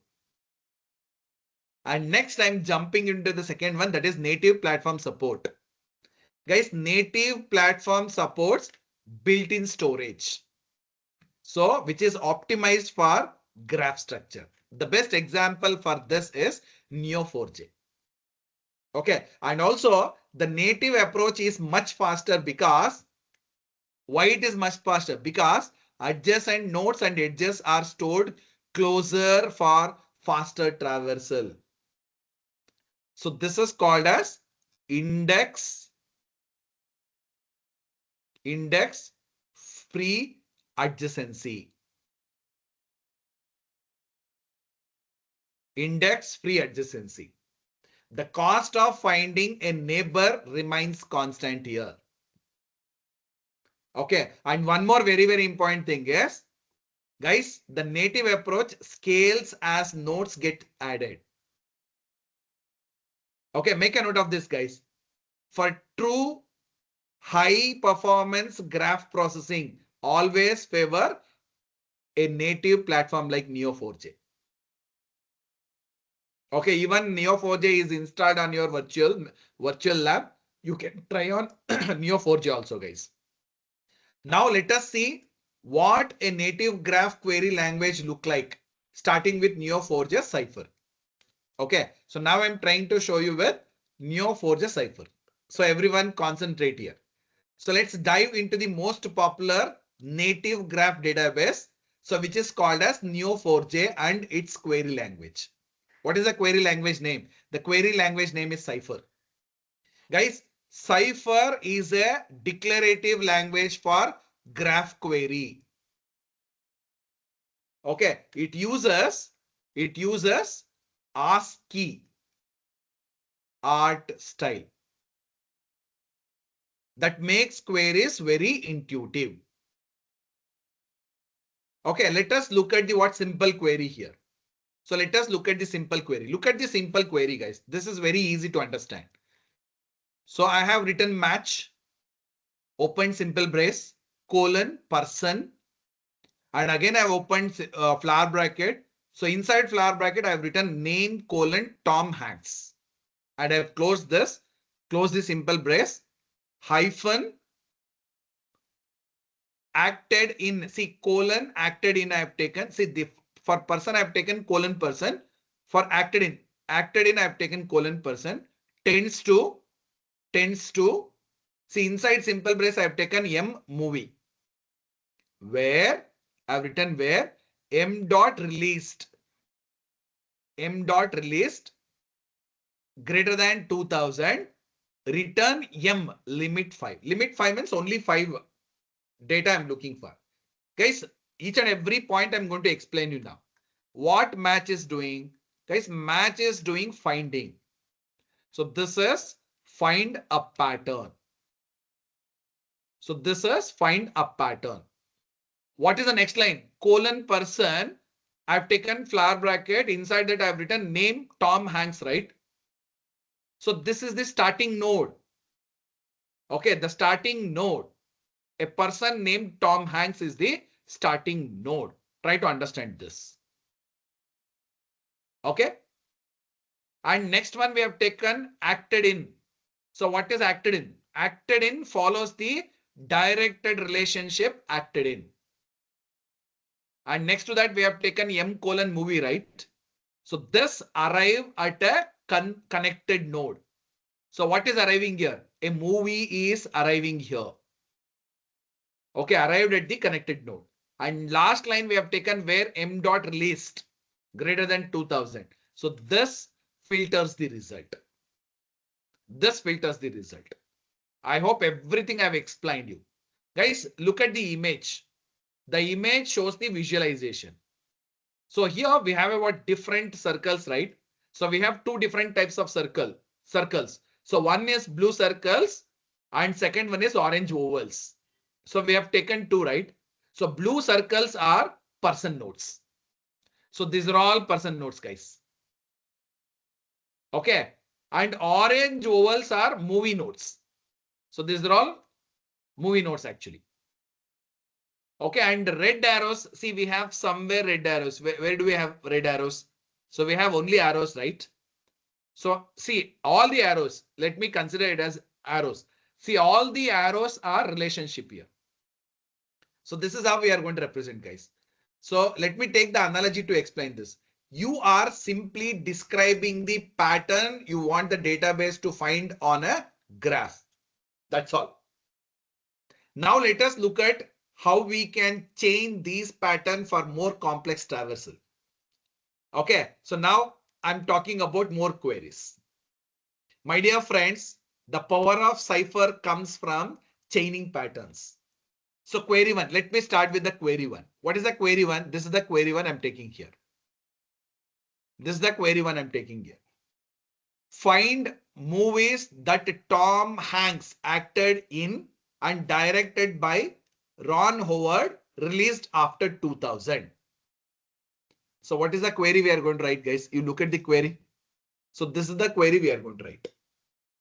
So person name is equal to Tom Hanks, acted in movie name, person name Ron Howard, directed where M released after 2000. Return M limit 5. M limit 5 means it is storing only 5 values. Guys, we link two separate pattern. So where we have linked, guys, can anyone guess where we have linked? What delimiter we have used to link to? Can anyone guess?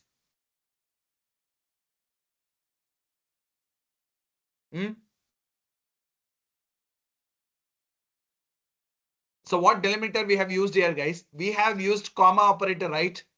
Look at here, everyone. So here we have used comma operator, correct? No. So we are linking two separate pattern using this comma operator to the same movie node, correct? No. See, same movie. M is equal to M is the same here. And the result is an intersection of two relationship path here. So hope everyone understood this. So go through the second query. So this is the first query. So I'm talking about next query here. Query 2. So who were the other actor in the movie where Tom Hanks acted in and directed by Ron Howard, released after 2000? Who were the other actors? I'm talking about other actors. Then what we have to do, guys? So the same code I'm writing here. Look at here. Person named Tom Hanks acted in M movie, comma. Person name, again, person name Ron Howard, directed movie, person acted in, where M dot released greater than 2000, return P limits 5. So where we have made the difference? What exactly the third pattern we have used here? Can you all observe?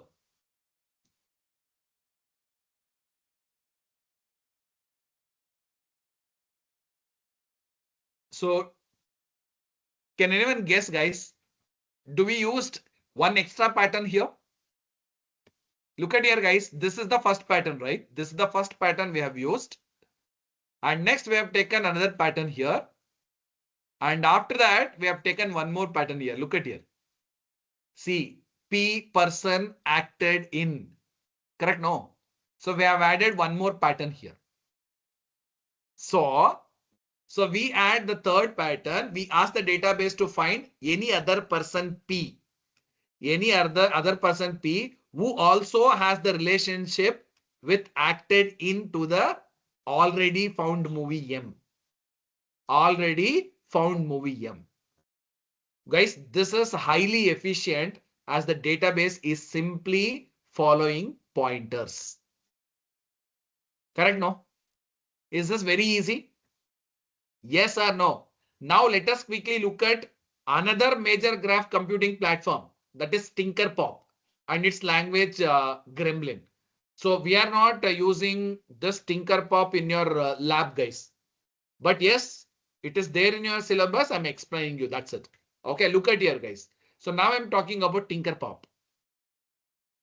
Or we can call it as Gremlin. Okay, we can call it as Gremlin. Otherwise, Gremlin is another one. Okay, see, the final piece of the graph puzzle is Apache Tinkerpop. Okay, guys, Tinkerpop is a computing platform that connects to graph databases. But it is not a database, guys. It is not a database. Through its built-in Tinker graph stores in-memory data only. So this stores in-memory data only. Guys, it is a query language in Gremlin. Okay, so what is Gremlin? Guys, Gremlin is an imperative traversal language that uses a chain of steps to tell the database exactly how to walk the graph. So let us understand this concept by using queries here. So we have taken two queries, right? Let us start with the very first query. So this is the sample queries we have taken here. So movies where Tom Hanks has acted. Look at the code here. Small g, capital V function we have used here, has label, person dot has name, Tom Hanks, out e acted in, has label movies dot values name. Guys, you start you start at all vertices. So this is indicating all vertices. G dot V means, so V, capital V is nothing but vertices. You start at all vertices by using G dot V and filter to the person. Okay, filter to the person. So for that you are using has label and filter by name. And after that you are filtering by name also. What is the name you are filtering here? So filter by name has Tom Hanks and walks to the outgoing edge. See, this is out edge is nothing but outgoing edge. So walks the outgoing edge out E and returns the name. So returns the name by using values. So hope this is clear to everyone. Is this clear? And let us take the second query here. So this is more complex chain of traversal. So this is showing how to instruct the graph to walk out, back in and out again to find the common node. So G dot V, so we have taken all the nodes as label person has name Tom Hanks, out E, look at here, out E acted in E, again we are going inside, directed and again has name Ron Howard, out E directed, finally we are extracting the values. So this is little bit complex chain of traversal guys, but this is also very easy to understand.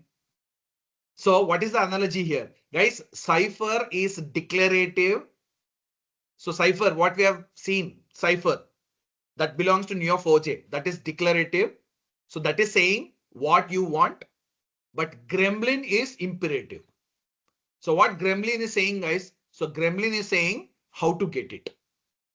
Guys, this concludes our NoSQL deep dive. So next slide is completely summarizing the concept what we have learned in NoSQL. Okay, this is a summarization. So let's go through this. NoSQL databases are useful when you have a deal with large data sets and you may need geographical distributions and you have no need for ACID transactions, and instead of what? Instead need flexible consistency means you can use this. And you now have choices between key value, column based, document based, graph based data stores. Okay. So specifically when I'm going to talk about graphs. So graph databases and computing models are very suitable when data sets are relationship heavy. And complex relationship centric queries are possible here. And graph traversal cost can be kept stable with data graph. Okay, then what is the motivational takeaway for NoSQL? My dear friends, mastering NoSQL is about understanding trade-offs. You are trading rigid schema and complex transactions for speed, scale, and flexibility. So this is the mindset of a modern big data architects, guys. So I hope till here everything is clear. Is this clear to everyone? Shall I get quick confirmation and chat box?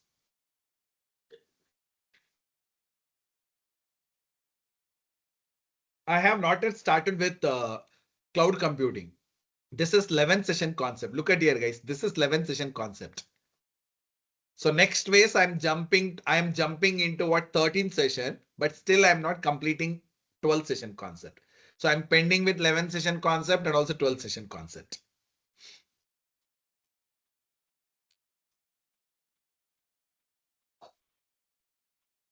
I think, have you learned cloud computing concept, guys, before? Have you learned cloud computing concept before? You have separate subject on cloud computing, right?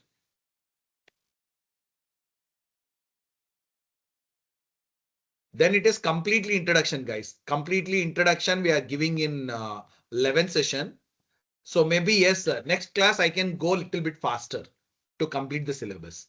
So already you people are familiar with this, right? Then I can go very fast to complete cloud computing. So yes, guys, I'm taking extra class on this Saturday. So Saturday evening, I'm taking the extra class. So can you give me a comfortable time when I can take extra class on coming Saturday? So I have to complete 11th session concept. I have to complete 12th session concept. So afternoon, please, I want each and everyone to respond to this, guys. Is afternoon is okay for you all? Afternoon, what time, Tanya? No, 10:30 to 12:30 not possible. Actually, morning 8:30 to 10:30, I have another class. Okay, 8:30 to 10:30, I have another class. Sir, post lunch. Yeah, suggest me a time around 3 o'clock. So for me, no problem, guys. Evening, I don't have any class. Okay. So 1 p.m. Okay, 1 p.m. Any other time? Gautam is saying 3 p.m. 3 p.m. is okay for me. So 12:30 is not possible, Ajit. Yeah, Ravi is saying 5 o'clock. So even I am okay with 5 o'clock, guys. So if you are coming at 5 o'clock means that is okay for me. So 5 o'clock, 6 o'clock is good for me, guys. Even I need rest, right? Someone with a 1 to 3 is not possible. You suggest me after 3. 3 is also okay. 6 is also okay for me. So 11th session, we have only 30 slides, guys. So that is the introduction on cloud computing. So I will take very less amount of time to complete that. Okay, 1 second. I'm getting one more message here. Let's keep the same time like today. So 5:50. Okay, Niklesh is saying 5:50. But maximum people are saying 3 o'clock. So if you people are okay with 3 o'clock, I will conduct class at 3 o'clock, guys. So is this okay for you all? Okay, majority of the people are saying 3. So I will go with 3 o'clock. So 3 to 5. I have to complete 11th session concept. I have to complete 12th session concept. And this week, yes, guys, this week you have 2 challenges. So one, we are starting quiz 2 tomorrow. So I'm giving you 5 sufficient day to complete your quiz, guys. Again, it is a 40 minutes quiz. So you go through the quiz, it will carry 5% of your marks. That is 5 marks. And it is compulsory. Okay. So that is one thing. And second thing, I'm releasing assignment this week. So probably Thursday, I'm going to release the assignment. So I'm going to give you sufficient time to complete the quiz, guys. Okay. So I'm going to give you minimum of 15 days time to complete your quiz. So no need to worry on that. And it is a group project. See, I'm repeating on the assignment part, guys. So let me write here. Let me take a separate slide to explain on this. 1 second, guys. Guys, actually, this is how I'm going to give you the assignment. Your assignment is having 2 parts, part A and part B. So part A is a kind of guided project. So here, compulsorily, you have to use HDFS, MapReduce, Hive, Pig, and HBase. So this is compulsory. You have to use this compulsorily because I have framed problem statement based on this. This is the one requirement. And the second requirement is data set. Guys, data set you can download from any of the resources like Kaggle.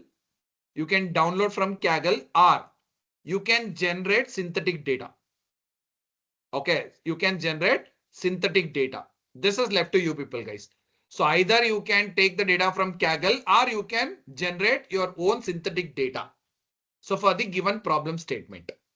So this is the second thing. And yes, guys, on each and everything, I have given simple queries to use all these tools. And the third important thing is you have to use virtual lab.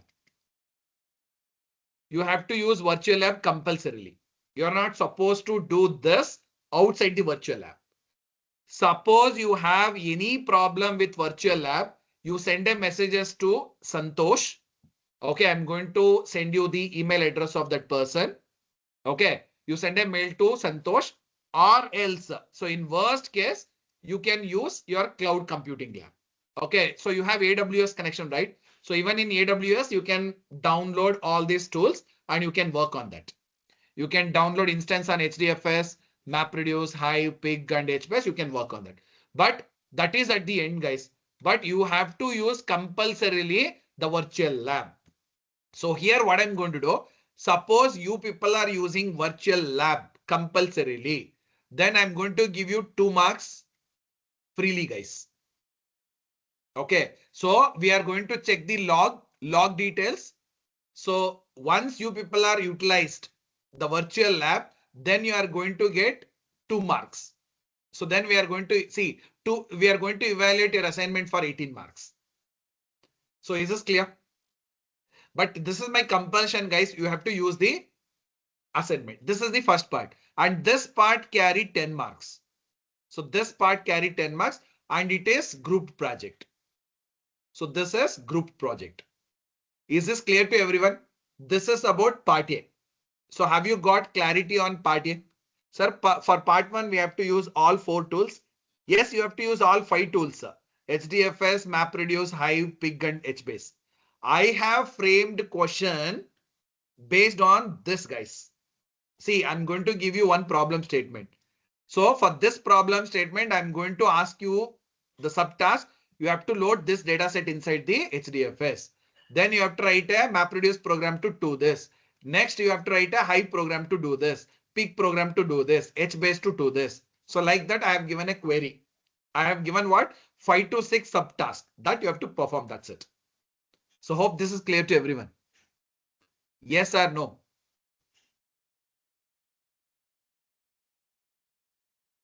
No, Ravi Kumar, groups are already formed. Ravi Kumar, groups are already formed. See, I have asked you people to what? Create a group long back, right?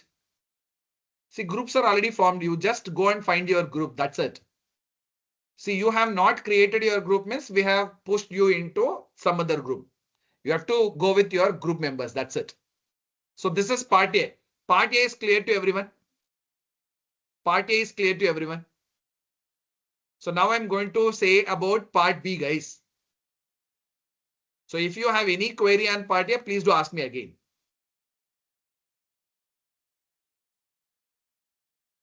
Sir, we have currently group for other assignment. I'm not getting your question, Ravi Kumar. Once again, let me do one thing. So I'm going to enable your mic.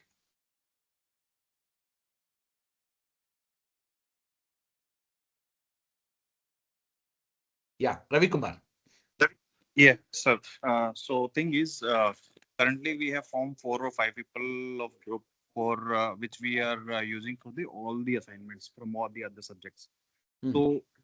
So that is something we coordinating and working on the project is quite easy. Now, thing is, whatever groups are created here in big data, uh, the people, all people are different. So we all, which we are using, I mean, the members which we have in the other subjects, we all are scattered to the different groups. So what we wanted is we wanted to be in same group for the big data as well. But Ravi Kumar, I have given the option to select your own group, right?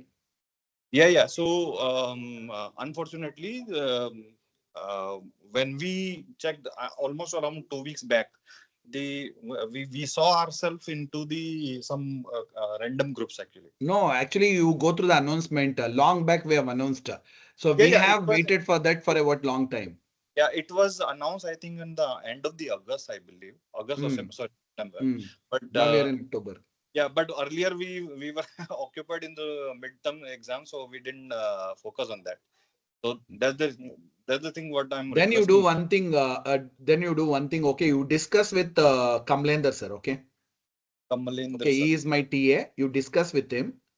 So Uh, he is going to help you regarding okay. this. And Okay, you write a mail to Kamlender. mm-hmm, So still you people have time. You write a mail to Kamlender mm-hmm. and address your problem. So he is going to help you on that. Understood. And can we have the max capacity of 5 or instead of 4? No, no, only four. It is Only. restricted to four. Okay. Okay. Sure, Okay, sir. not Okay. five members. Understood. Kamalinder sir, you mentioned. Yeah, Kamlender. Okay. Yeah. Thank you, sir. Okay, I'll do one thing. I will post you the email ID of Kamlender sir. Wait a minute. Sure.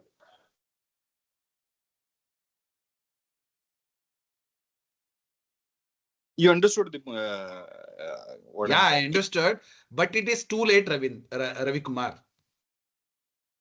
See, for that only we have waited for a long time. See, Mm. to create a batch, you people have not done that job. Okay, I have posted email ID of my TA. You discuss with him, okay? Okay. Sure. Yeah. Thank you. Thank you, sir. Hmm? You send a mail to him, address, he will address your problem. Okay. Yeah. Thank Okay, this is the part here, guys. So if you have any doubt on this, please do ask me. Otherwise, I will move to the second part. Shall I? Okay. So part B is, yes, part B is again for 10 marks. So this is situated learning. Situated learning. So situated learning means, see what you people have to do. See, you have a 4 members in a group. Okay, let me call person 1, person 2, person 3, and person 4. Okay, 4 members. All 4 members are working in our different organization. So here, what you have to do, you have to take one of your organizational problem and then you have to solve the problem of your organization. You can use any tools, guys. Whatever the tools I have taught in big data, you can use any tool. So how we submit part A via screenshot? I will tell you. Samanvita, I have given complete instructions on your problem state. What document? So you have to only paste your snapshot. After working, you have to paste only your snapshots. So that document and all, I will show you in the next coming class. Probably Saturday, I'm going to show you. Okay. Otherwise, by Thursday, we'll get to know, guys. So what type of document I'm submitting you, everything you will get to know. So here in situated learning, you have to define your organization problem. This is very, very important. You have to define your organizational problem and you have to solve that organizational problem by using any 3 tools. So this is left to you people. You can use any 3 tools which I taught in the big data system class. And steps and all, everything I've mentioned in situated learning part, you follow that. Only this much, guys. So either you can take your own problem or you can do one thing. Or what you can do, so all 4 can talk to each other. You can go with one problem.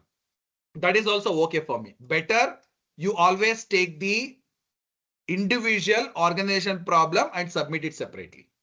Okay. So what you people have to do at the end, you have to take part A, convert it into PDF format and take part B. Suppose in part B, you have 4 different problems. You take 4 different problem in PDF format, merge both and submit your problem. That's it, guys. So this is what you have to do. Okay. So you have 4 different problems, convert it into PDF, merge it with what part A problem. Part A is grouped project. This is individual project. You merge everything and submit it to the Taxila. That's all, guys. So this is what your part B. So part B carries again 10 marks. So 10 marks for part A, 10 marks for part B. So is this clear to everyone? So if you have any doubt, you can raise your voice, guys.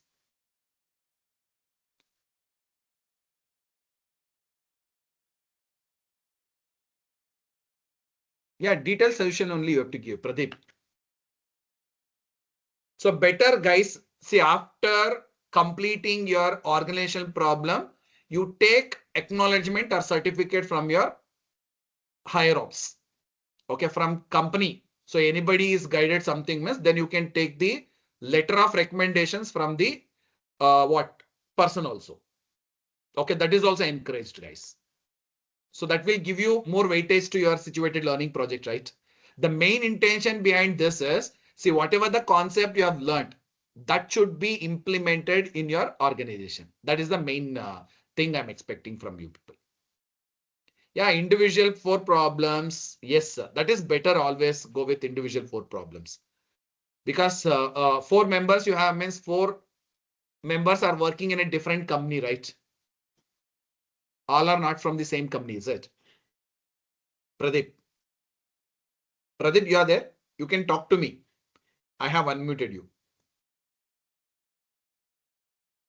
Guys, hope you all understood.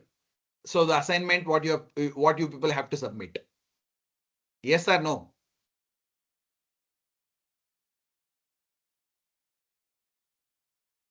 Yeah, you can go for single also. Single detailed also not a problem for me.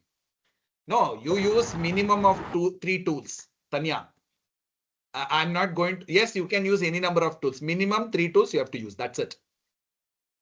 You use all the tools, whatever I have taught. Not an issue. Clear? Yeah, format of report, everything I have given, guys. No need to worry. Shall I show one assignment problem? So if you want, I will show you one assignment problem for you people. Is it okay for you all? So do you have time? Yeah, after this class, you will get all the information in Taxila. Look at here, guys. So this is how I've designed the problem statement for your assignment. See here, you have everything. So let me show you the very first one. So this is the assignment part I have designed for you people. So the very first part is guided project for 10 marks. So I have given description on market basket analysis. And I have given objectives of this problem statement and prerequisite. See, it is already installed. So in your virtual lab, everything is ready. No need to go with prerequisite, but I have mentioned here. And this is the information about your data set and where exactly you are getting this data set. That information also I have given here.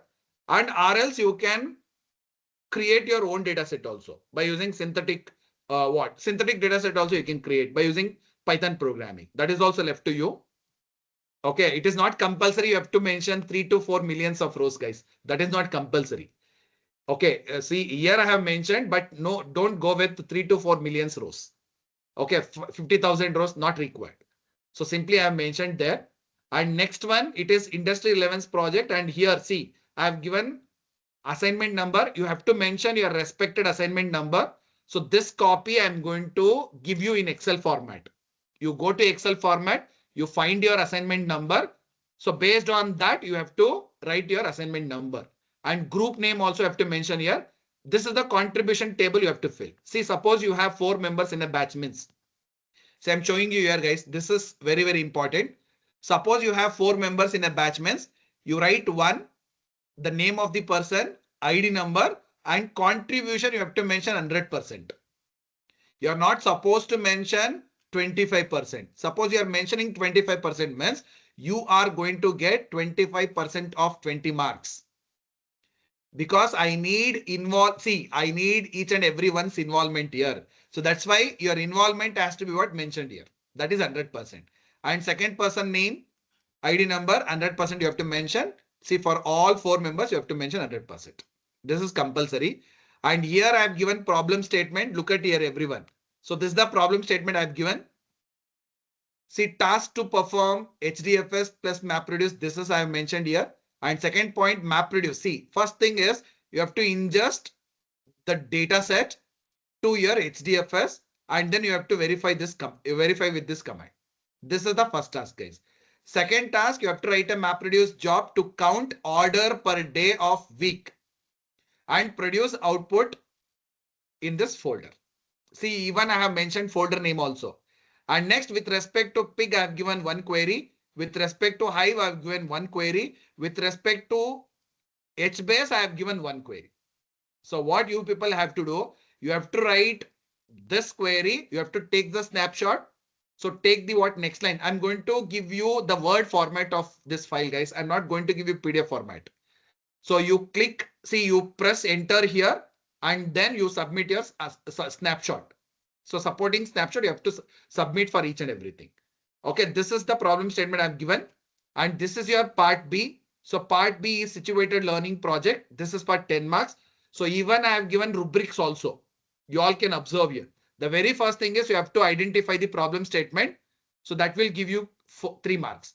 See, here I have mentioned step by step. Clearly describe the business context and domain. Identify the specific data problem challenge.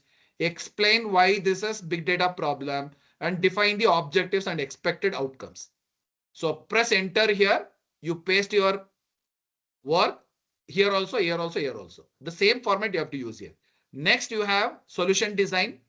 So solution design I have mentioned with the bullet points. And next to that, you have proof. So proofs are nothing but snapshots. Okay. So implement a small but meaningful part of your solution. Use at least 3 different. See, this is compulsory. You have to use at least 3 different Hadoop tools from the course and demonstrate working prototype with the sample data and show primary result of each and everything. So this is what I have mentioned, guys. And deliverable for part B is problem statement, business context, data landscape description, solution architecture diagram. These are all the supporting things you have to submit. Okay. For each and everything I have mentioned here. Suppose you are writing code means you have to submit your code. Data set also you have to submit. Screenshots also you have to submit. Okay. And final presentation I have mentioned here. You create PPT on this. You create PPT on this and you convert it into PDF and submit it. Okay. So it is not compulsory. You have to give presentation. But yes, this is compulsory. You have to write. And everything I have mentioned here. So last working date, everything I have mentioned here. And what and all you have to submit, everything I have mentioned here. So you are going to get 20 marks for this. And along with this, I'm going to send you OSHA lab access for BDS lab also. So by using that, you can get to know how to interact with OSHA lab. Is this clear to everyone? I think this is perfectly designed, right? So now you have, I have what switched on your mic. You can express your opinions. See, I'm giving you 15 plus days of time, guys. So last date to submit your assignment is 18th November.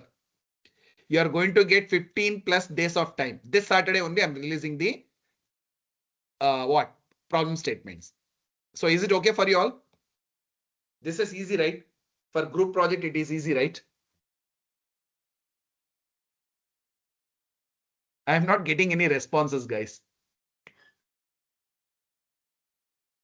Ravi Kumar, Jyoti. Sir, yeah, sir, if if I summarize it, part one and part two. Part one will be kind of group, and part two will be in individual Individual. project, right? And part one is something where what you mentioned is a guided one, like we need to present the screenshots and all, whatever the questions, the scenario you gave and the relevant questions. We for each of the question we have to put the screenshot under the document. Correct. Correct. That is Correct.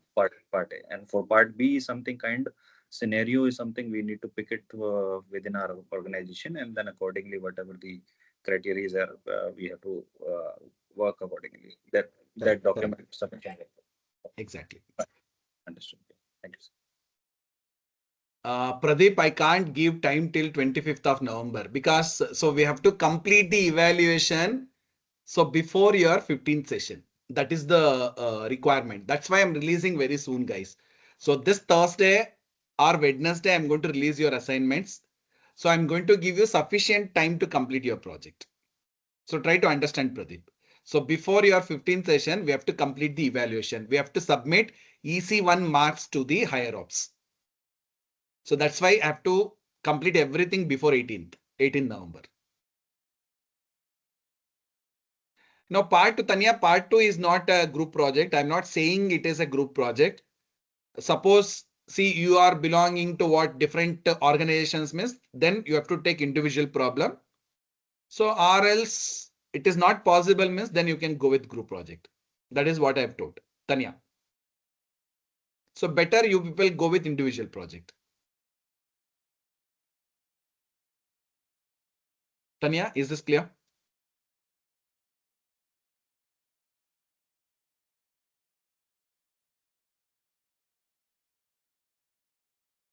Varun, is this not sufficient time? I'm giving you, see, usually in what? Your handout, we have mentioned only 10 days. So now I'm giving you what? More than 10 days.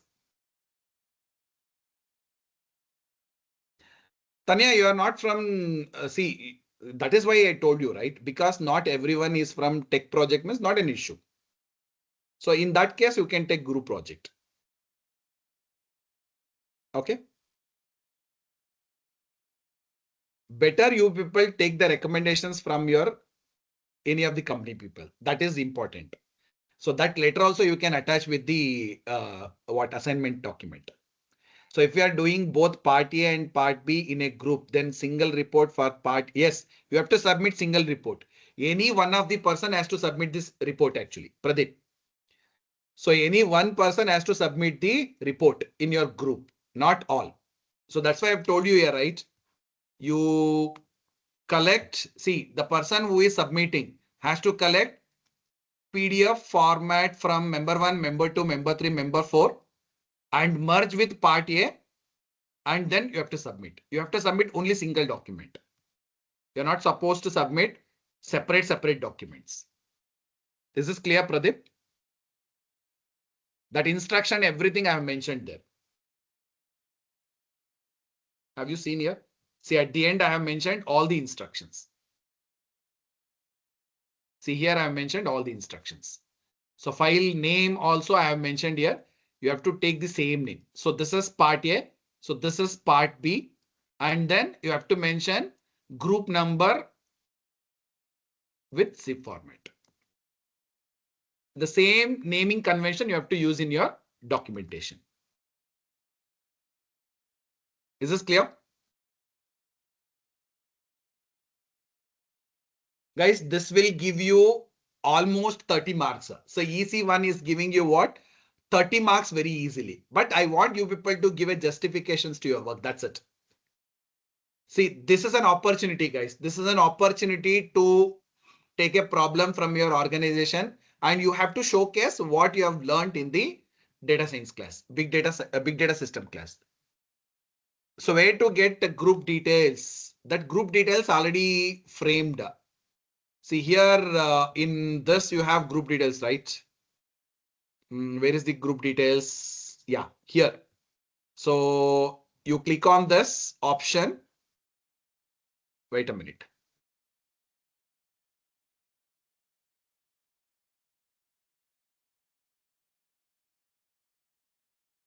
Better you talk to your group members, guys. See here, so many people are having 5 members in a group.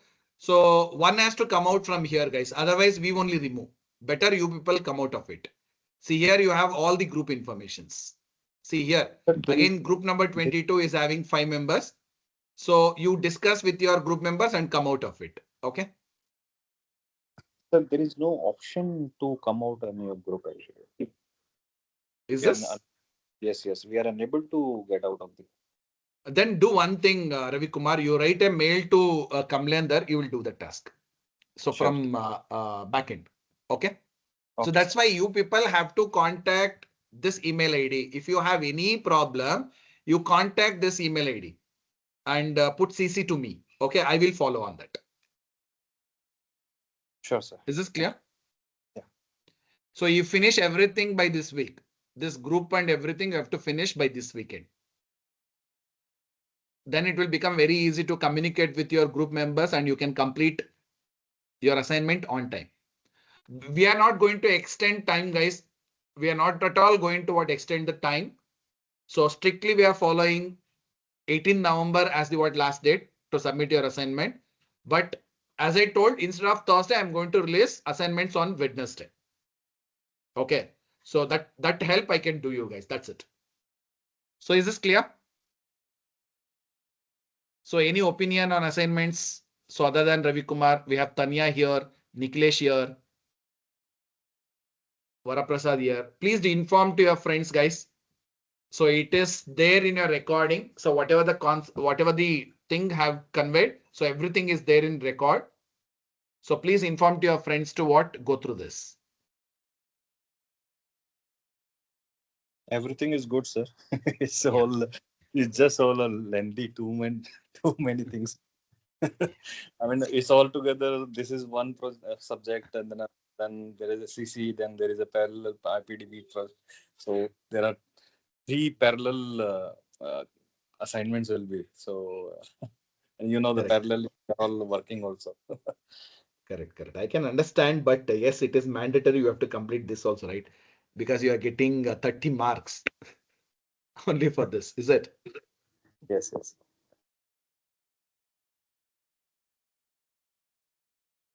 Yes, guys, that's all from my end. So this Saturday, I'm taking extra session.